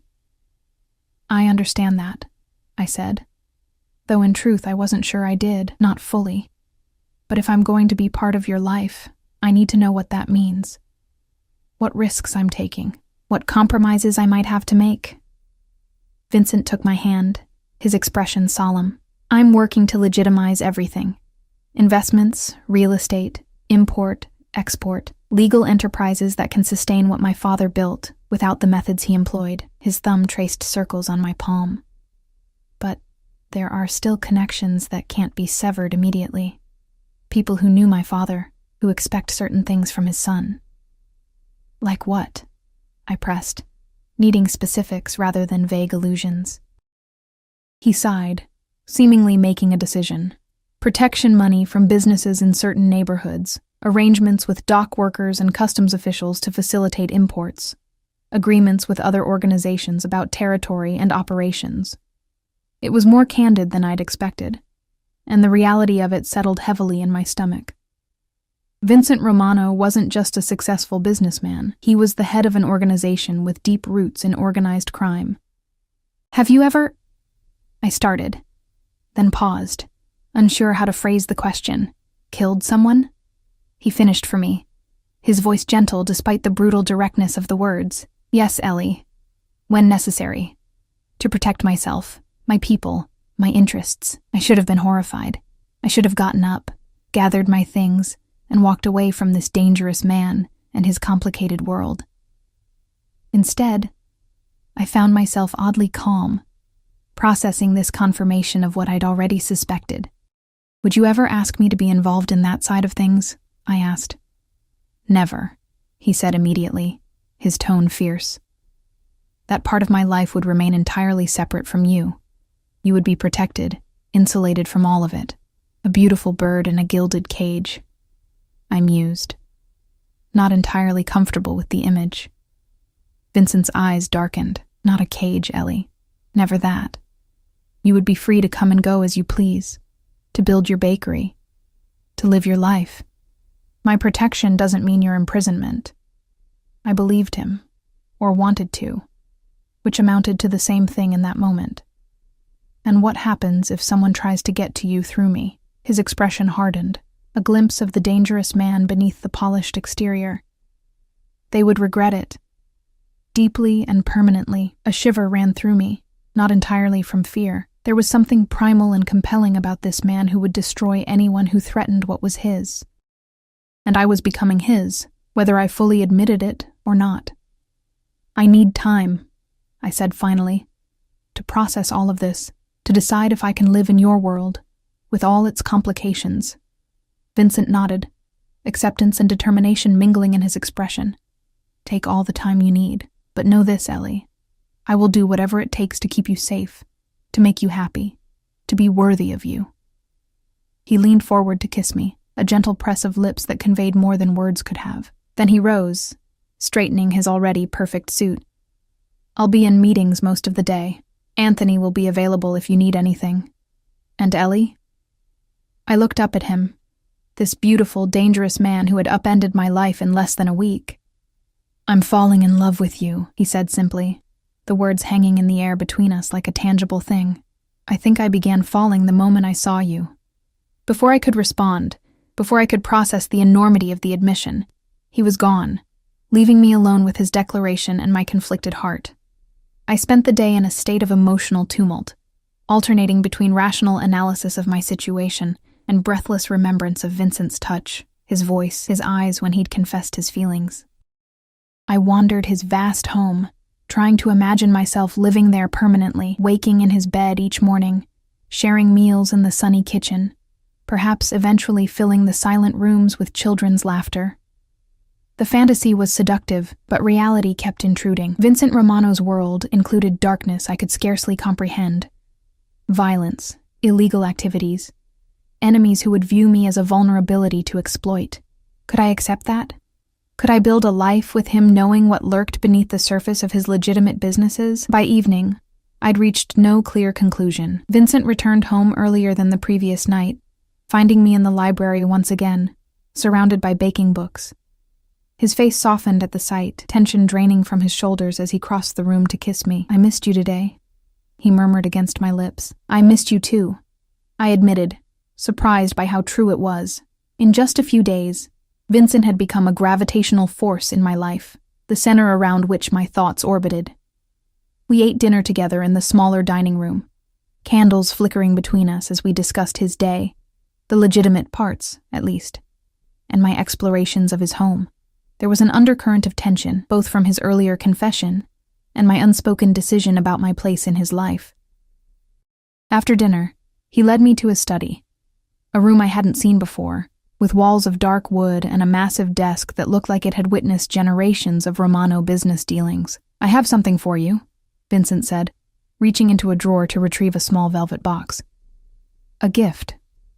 My heart stuttered. "Vincent, it's not what you're thinking," he said with a small smile, handing me the box, "though that conversation will come in time." I opened it with trembling fingers to find a key. Modern, electronic, nestled on black velvet. "What is this for?" I asked, though I suspected I knew.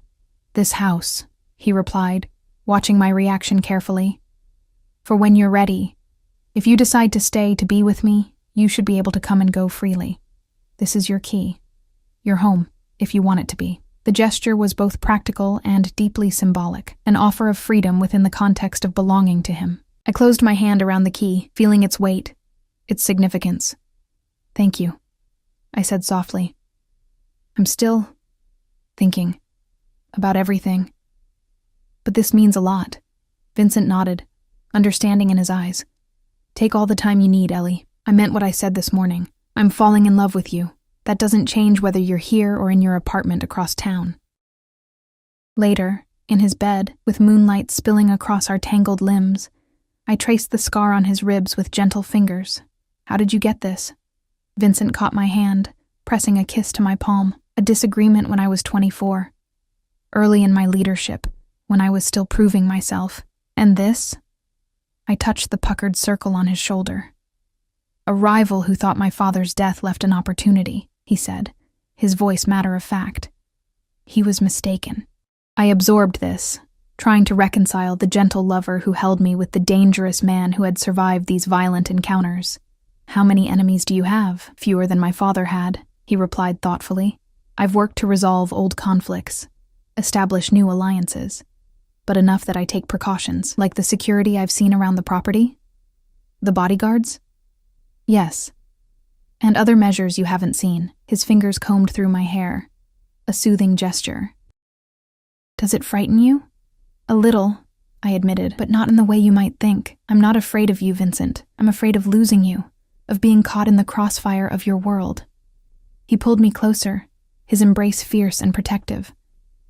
I would die before I let anything happen to you, Ellie. You have to know that. That's what terrifies me, I whispered against his chest, the thought of you putting yourself at risk for me. We fell silent, the weight of unspoken fears and possibilities hanging between us. Eventually, Vincent's breathing deepened, his arms loosening slightly as sleep claimed him. I remained awake, watching the play of moonlight across his face, memorizing each plane and angle. I'm falling in love with you too, I whispered to his sleeping form, testing the words I hadn't been brave enough to say earlier. And it terrifies me. The next morning, I woke to find Vincent already gone, a note on his pillow. Early meeting. Back by noon. Think about lunch in the city? V. I showered and dressed in yesterday's clothes, feeling increasingly aware of my limited wardrobe in comparison to Vincent's world. If I was going to spend more time here, I would need to bring more of my belongings, a small step toward the larger decision that loomed before me. I was sipping coffee in the kitchen when Maria approached, her expression hesitant. Miss Ellie, there is someone at the gate for you. A woman. She says she's a friend from the diner. Surprise and confusion washed through me. How would anyone from the diner know where to find me? Did she give a name? Margot, Maria replied. She says it's urgent. Margot, the cook who had warned me about men like Vincent. What could be so urgent that she'd tracked me to his home? I'll see her, I decided, setting down my coffee. Where is she? Security has brought her to the front entrance. I made my way to the massive front doors, anxiety building with each step. When I opened them, I found Margot standing in the foyer, looking uncomfortable and out of place in her practical clothes among the luxury of Vincent's home. Ellie, she said, relief evident in her voice. Thank goodness. I wasn't sure they'd let me see you. Margot, what are you doing here? How did you even find this place? She glanced nervously at the security guard who stood discreetly nearby. Can we talk privately? I nodded, leading her to a small sitting room off the main entrance. When the door closed behind us, Margot turned to me, her expression grave. You need to be careful, Ellie. Do you have any idea who Vincent Romano really is? I sank onto a couch, suddenly weary. I know enough, Margot. Do you? She leaned forward, her voice urgent. Because 3 men came into the diner last night asking questions about you. Questions about your relationship with Romano. Alarm prickled along my spine. What kind of questions? How long you've known him, whether you're living with him, if you ever mentioned family or friends who might be important to you. She shook her head. They weren't friendly, Ellie. They were gathering information, and not for a surprise party. My mouth went dry. Did you tell them anything? Of course not. But they'll find someone who will. She sat beside me, taking my hands in hers. I know it's not my business, but I care about you, kid. Whatever's happening between you and Romano. It's painting a target on your back. I closed my eyes, the reality I'd been trying to ignore crashing down around me. Vincent had enemies who now saw me as a way to hurt him.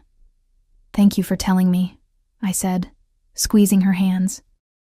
I'll be careful, and I'll talk to Vincent about it. You should come back with me, Margot urged. Back to your apartment, your normal life, before you get in any deeper. For a moment I was tempted. Return to my small apartment, my 2 jobs, my online classes. Return to safety, to anonymity, to being invisible again.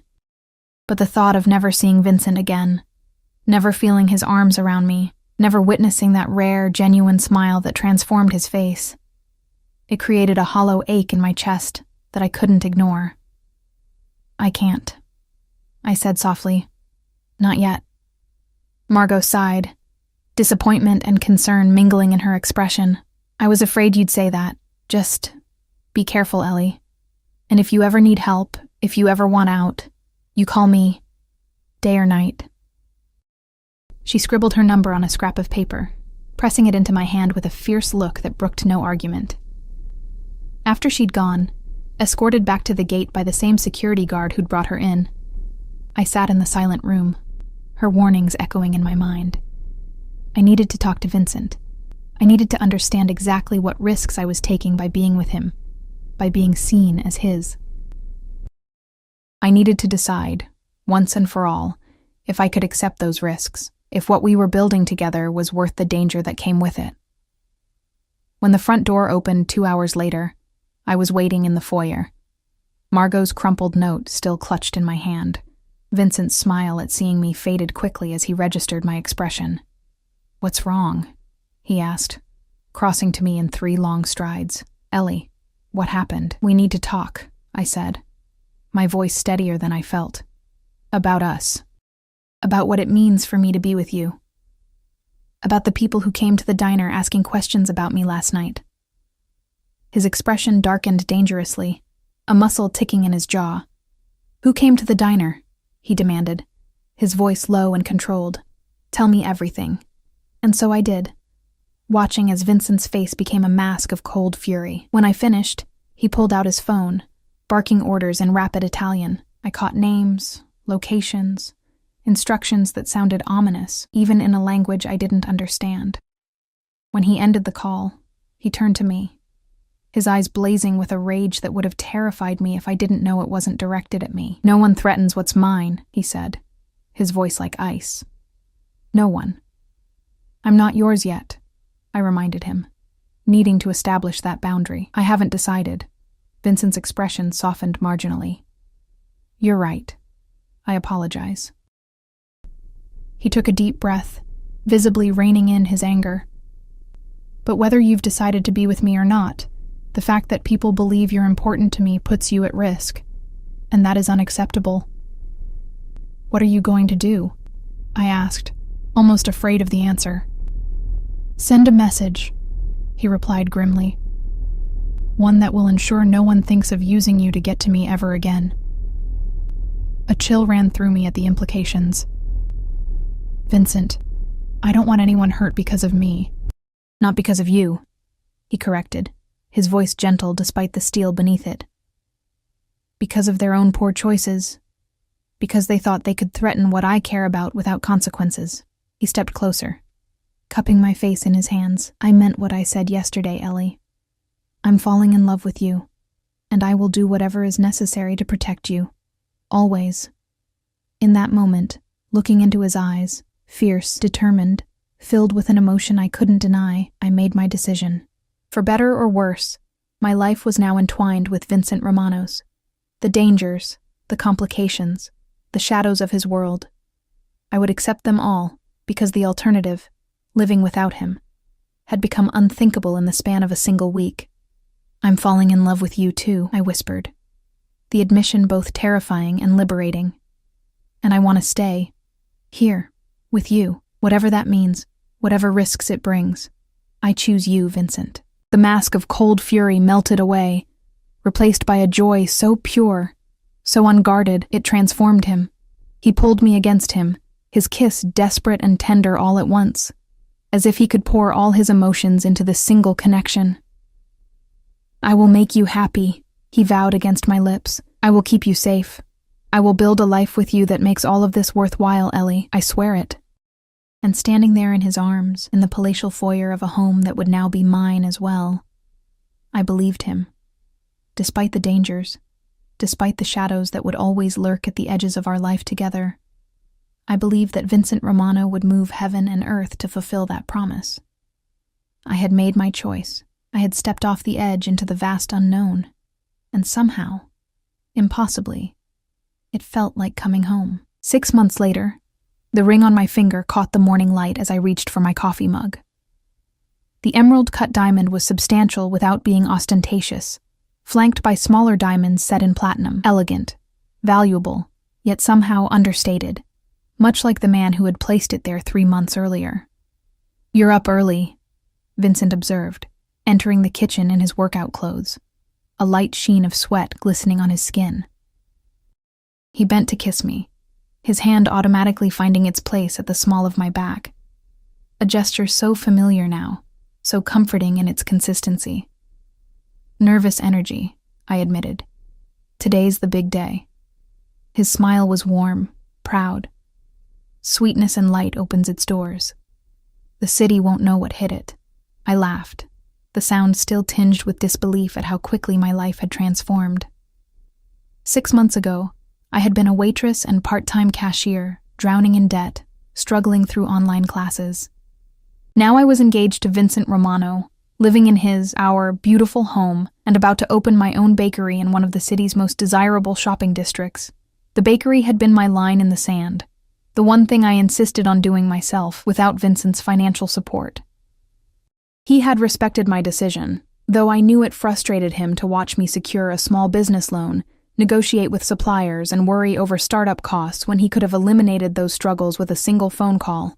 What he had done, however, was use his connections to help me find the perfect location.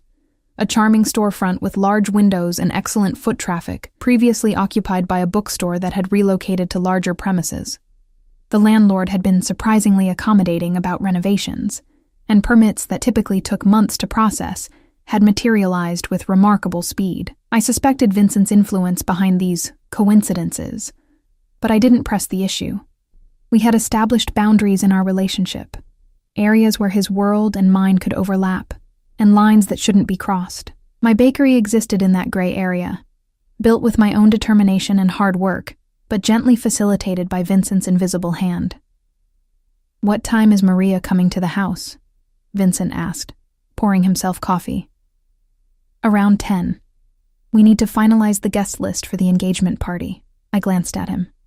"Unless you've changed your mind about having it here." "I haven't," he assured me. "I want people to see our home, to see us together. No more shadows, no more hiding." It was a significant shift from the early days of our relationship, when Vincent had been intensely protective, keeping me separate from his business associates and social connections. The message he'd sent after Margot's warning visit had apparently been received clearly. There had been no further inquiries about me at the diner, no sense of being watched or followed. Over time, Vincent had gradually introduced me to his world, carefully at first, testing the waters with small dinner parties, where I met his legitimate business partners and their spouses, then larger events, charity galas where the Romano name opened doors and commanded respect. Through it all, Vincent kept me close, his hand always at my back, his eyes frequently seeking mine across crowded rooms, as if to ensure I was comfortable, happy, secure. The engagement had come on a quiet evening 3 months ago, not with a grand gesture or public spectacle, but with Vincent kneeling beside me on our terrace, the stars overhead, and the scent of night-blooming jasmine in the air. His proposal had been simple, direct, like the man himself, a promise of protection, partnership, and passion for as long as we both lived. I had said yes without hesitation. my earlier fears about his world subsumed by the certainty that whatever challenges we faced, we would face them together.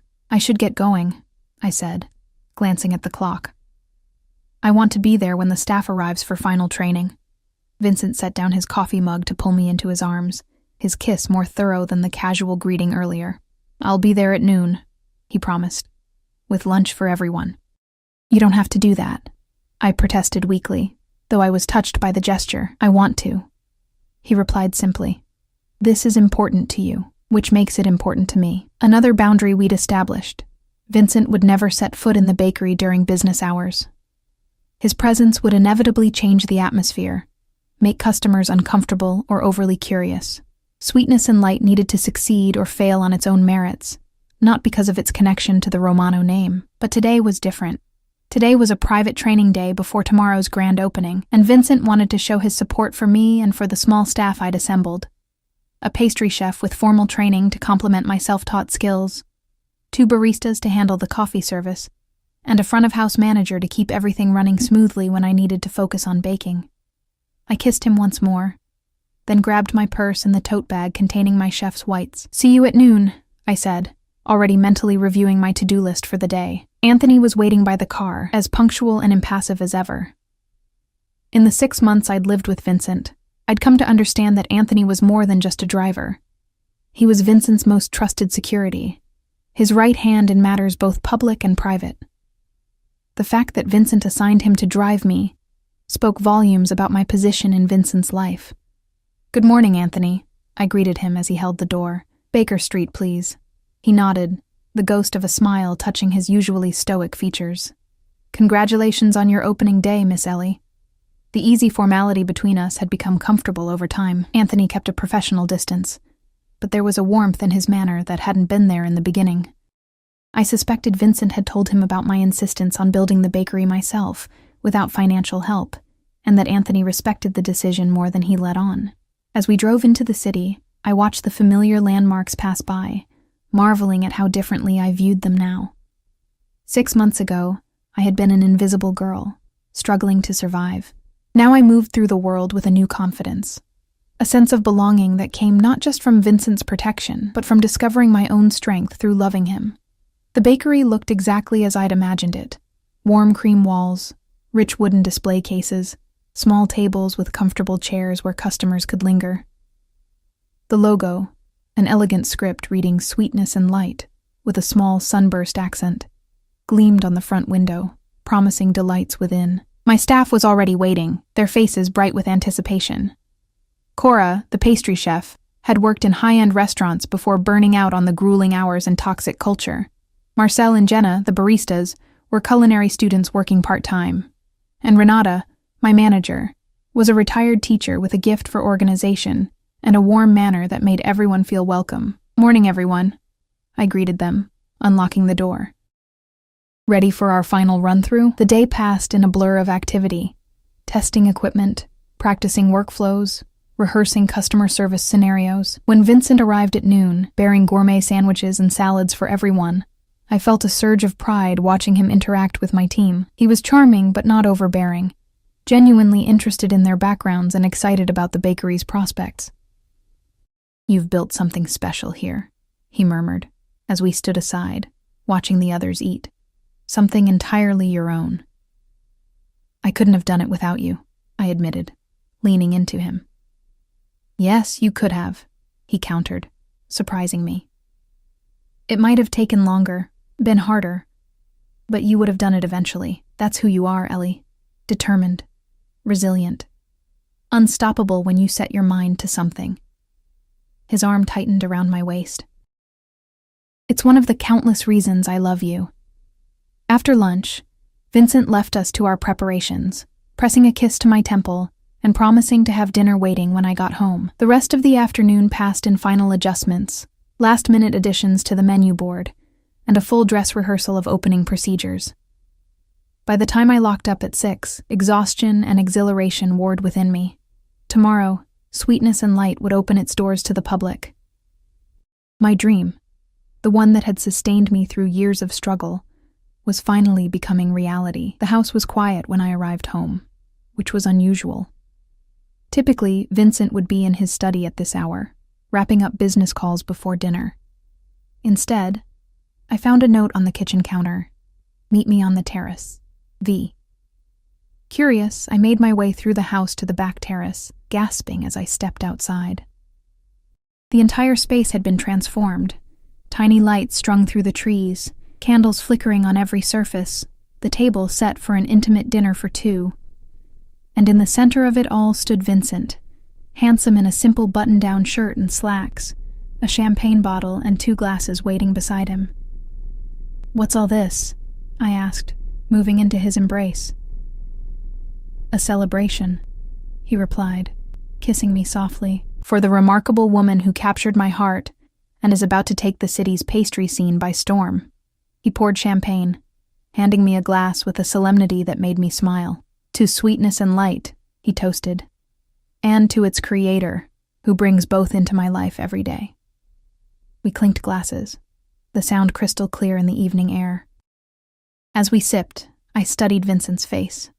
The strong lines now so familiar to me, the dark eyes that could shift from dangerous to tender in an instant, the rare smile that still made my heart skip. "I have something for you," he said, setting down his glass.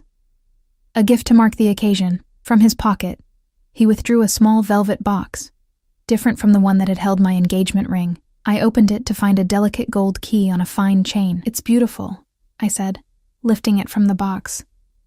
"But I already have a key to the house." Vincent's smile held a hint of mystery. "This isn't for the house. It's for something else." He took my hand. "Come with me." Curious, I followed him through the house to his study, a room that had become less formal over time, now containing touches of my presence alongside his, a framed photo of us from our engagement party, a small vase of fresh flowers I refreshed each week, books on baking history mingling with his volumes on business and art. Vincent crossed to the far wall, where an abstract painting hung, one of his own works, though few people knew he was the artist. He moved it aside to reveal a small wall safe with a keypad. After entering a code, he stepped back, gesturing for me to approach. "The key unlocks a compartment inside," he explained. "Something I want you to have access to, always."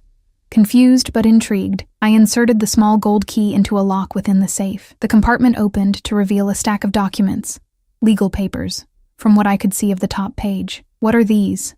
I asked, carefully lifting the stack. "Insurance," Vincent replied, his expression serious. "Of a sort."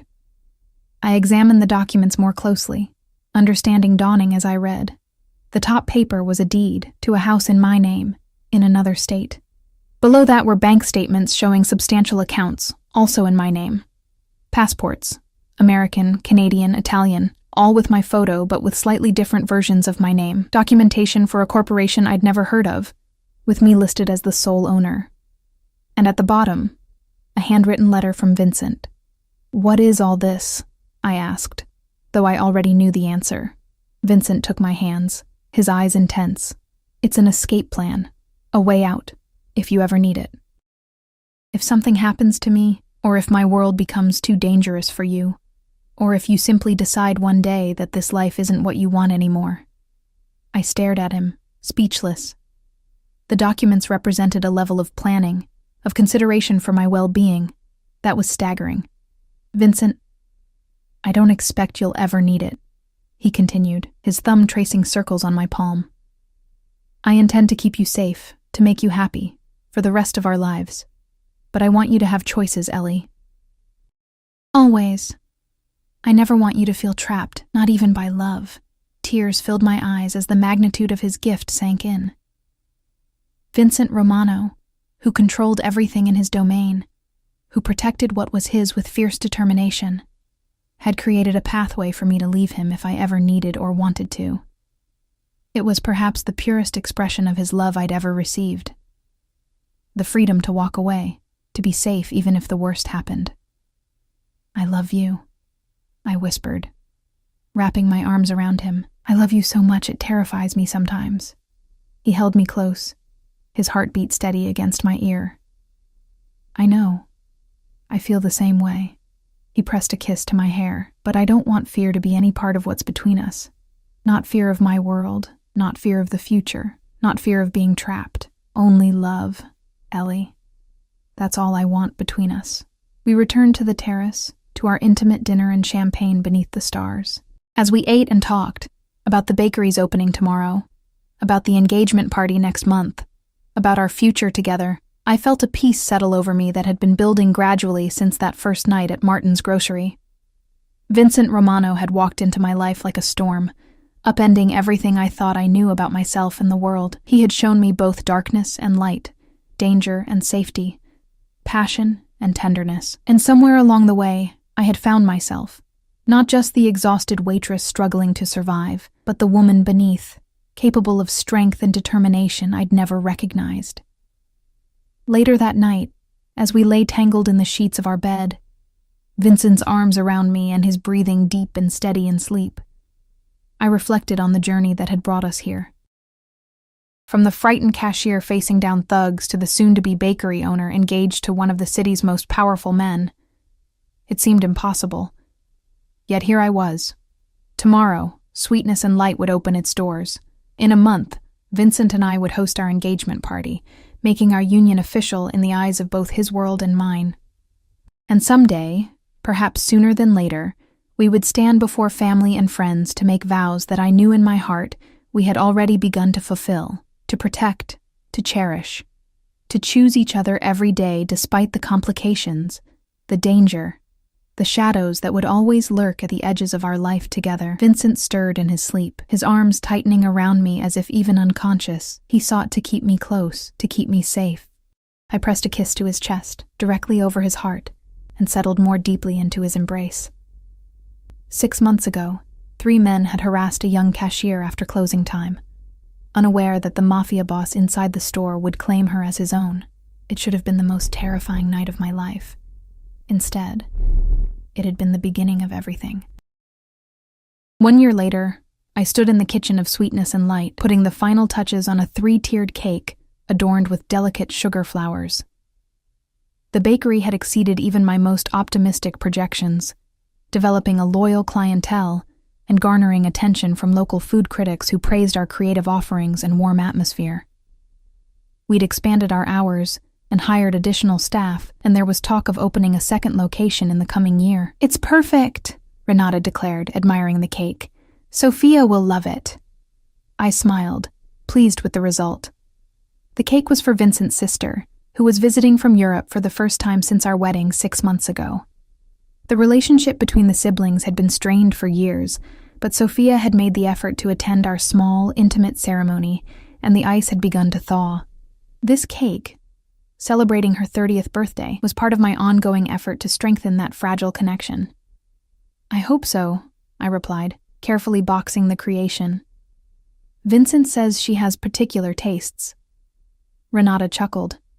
Unlike her brother, who would eat cardboard if you baked it, it was true. Vincent's devotion extended to consuming anything I created, though he had developed more discerning preferences over time. His favorite remained my simple vanilla bean cake with raspberry filling, which I'd made for our first wedding anniversary the previous month. "Can you manage here?" I asked, glancing around the busy bakery. The afternoon rush was just beginning, customers lining up for coffee and sweet treats to brighten their workdays. "Of course," Renata assured me. "Marcel and the new girl are handling the counter, and Cora has the kitchen under control. Go celebrate with your family. Family."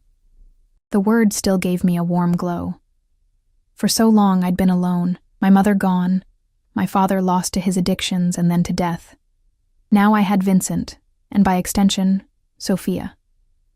And perhaps someday, if we were lucky, children of our own. Anthony was waiting outside with the car, as punctual as ever. He took the cake box from me with careful hands, securing it in the vehicle before holding my door. "Mrs. Romano," he greeted me, the formality softened by the genuine warmth in his eyes. The name still gave me a little thrill, though I'd maintained Sanders professionally for the bakery. In Vincent's world, however, I was Ellie Romano, his wife, his partner, the woman who had somehow tamed the most dangerous man in the city. The drive to our home was familiar now, each landmark a waypoint in the journey of my new life. As we approached the gates, I felt the usual sense of homecoming. of safety, of belonging, of being exactly where I was meant to be. Vincent was waiting on the front steps, Sophia beside him. They made a striking pair, the same dark hair and olive skin, the same regal bearing that spoke of power and privilege. But where Vincent's eyes held warmth when they looked at me, Sophia's remained guarded, assessing. "There she is," Vincent said, coming to help me from the car. He kissed me deeply, unconcerned with his sister's watchful gaze. "How was the bakery?" "Busy, as always," I replied, returning his kiss before turning to Sophia. "Happy birthday. I've brought something special for you." Anthony carefully retrieved the cake box, and Sophia's expression softened marginally as she peeked inside. "It's beautiful," she admitted. "Thank you, Ellie." We moved inside, to the terrace where a small birthday celebration had been arranged. Just the three of us, Maria's exceptional cooking, and the cake I'd made with such care. As we ate and talked, I watched the siblings navigate their complicated relationship, moments of genuine connection interspersed with old tensions, unspoken history hovering beneath the surface. "Father would be surprised," Sophia remarked during a lull in conversation, her eyes moving between Vincent and me. "To see you so domestic." Vincent's jaw tightened almost imperceptibly. Father didn't understand that strength can take many forms. That true power comes from building something worth protecting, not just from the ability to destroy. Sophia's gaze settled on me, curious rather than hostile.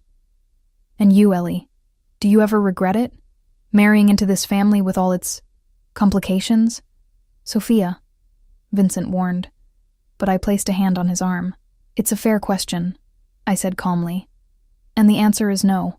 I don't regret it. Not for a moment. Even knowing what my brother is," Sophia pressed. "What he's done? What he's capable of? I know exactly who Vincent is," I replied, meeting her gaze steadily. "The good and the bad, the light and the shadow. I chose him with my eyes open." Vincent's hand covered mine, a silent acknowledgement of the truth in my words. We had built our relationship on honesty.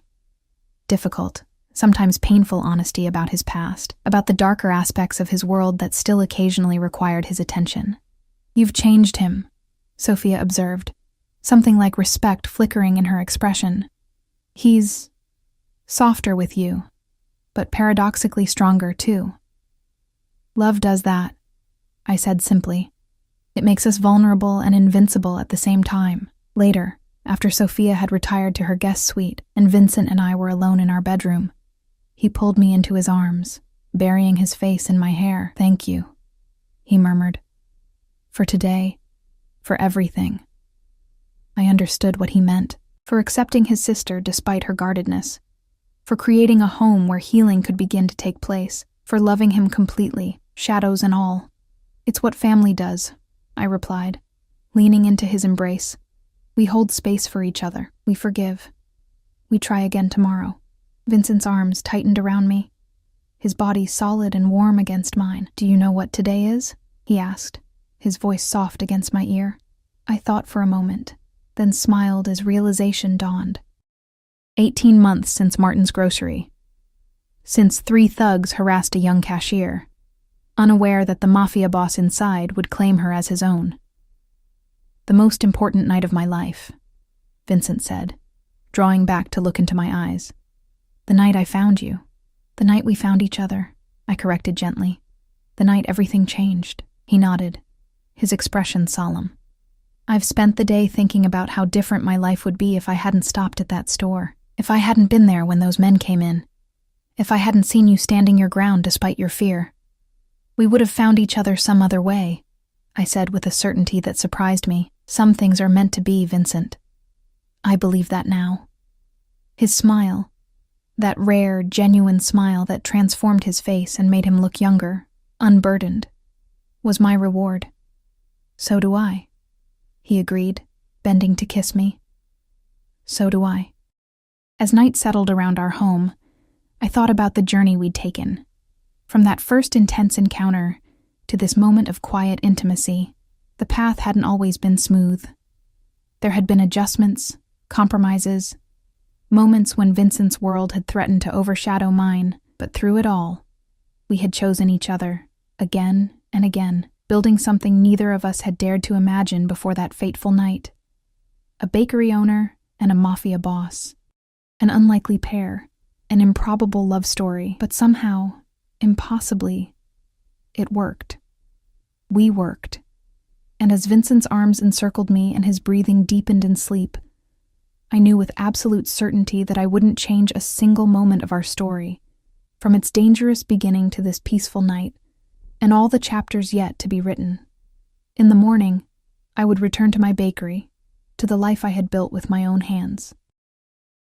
Vincent would attend to his businesses, continuing the process of legitimization he had begun before we met, and in the evening, we would come together again, two people from different worlds who had created something beautiful between them. Sweetness and light, indeed.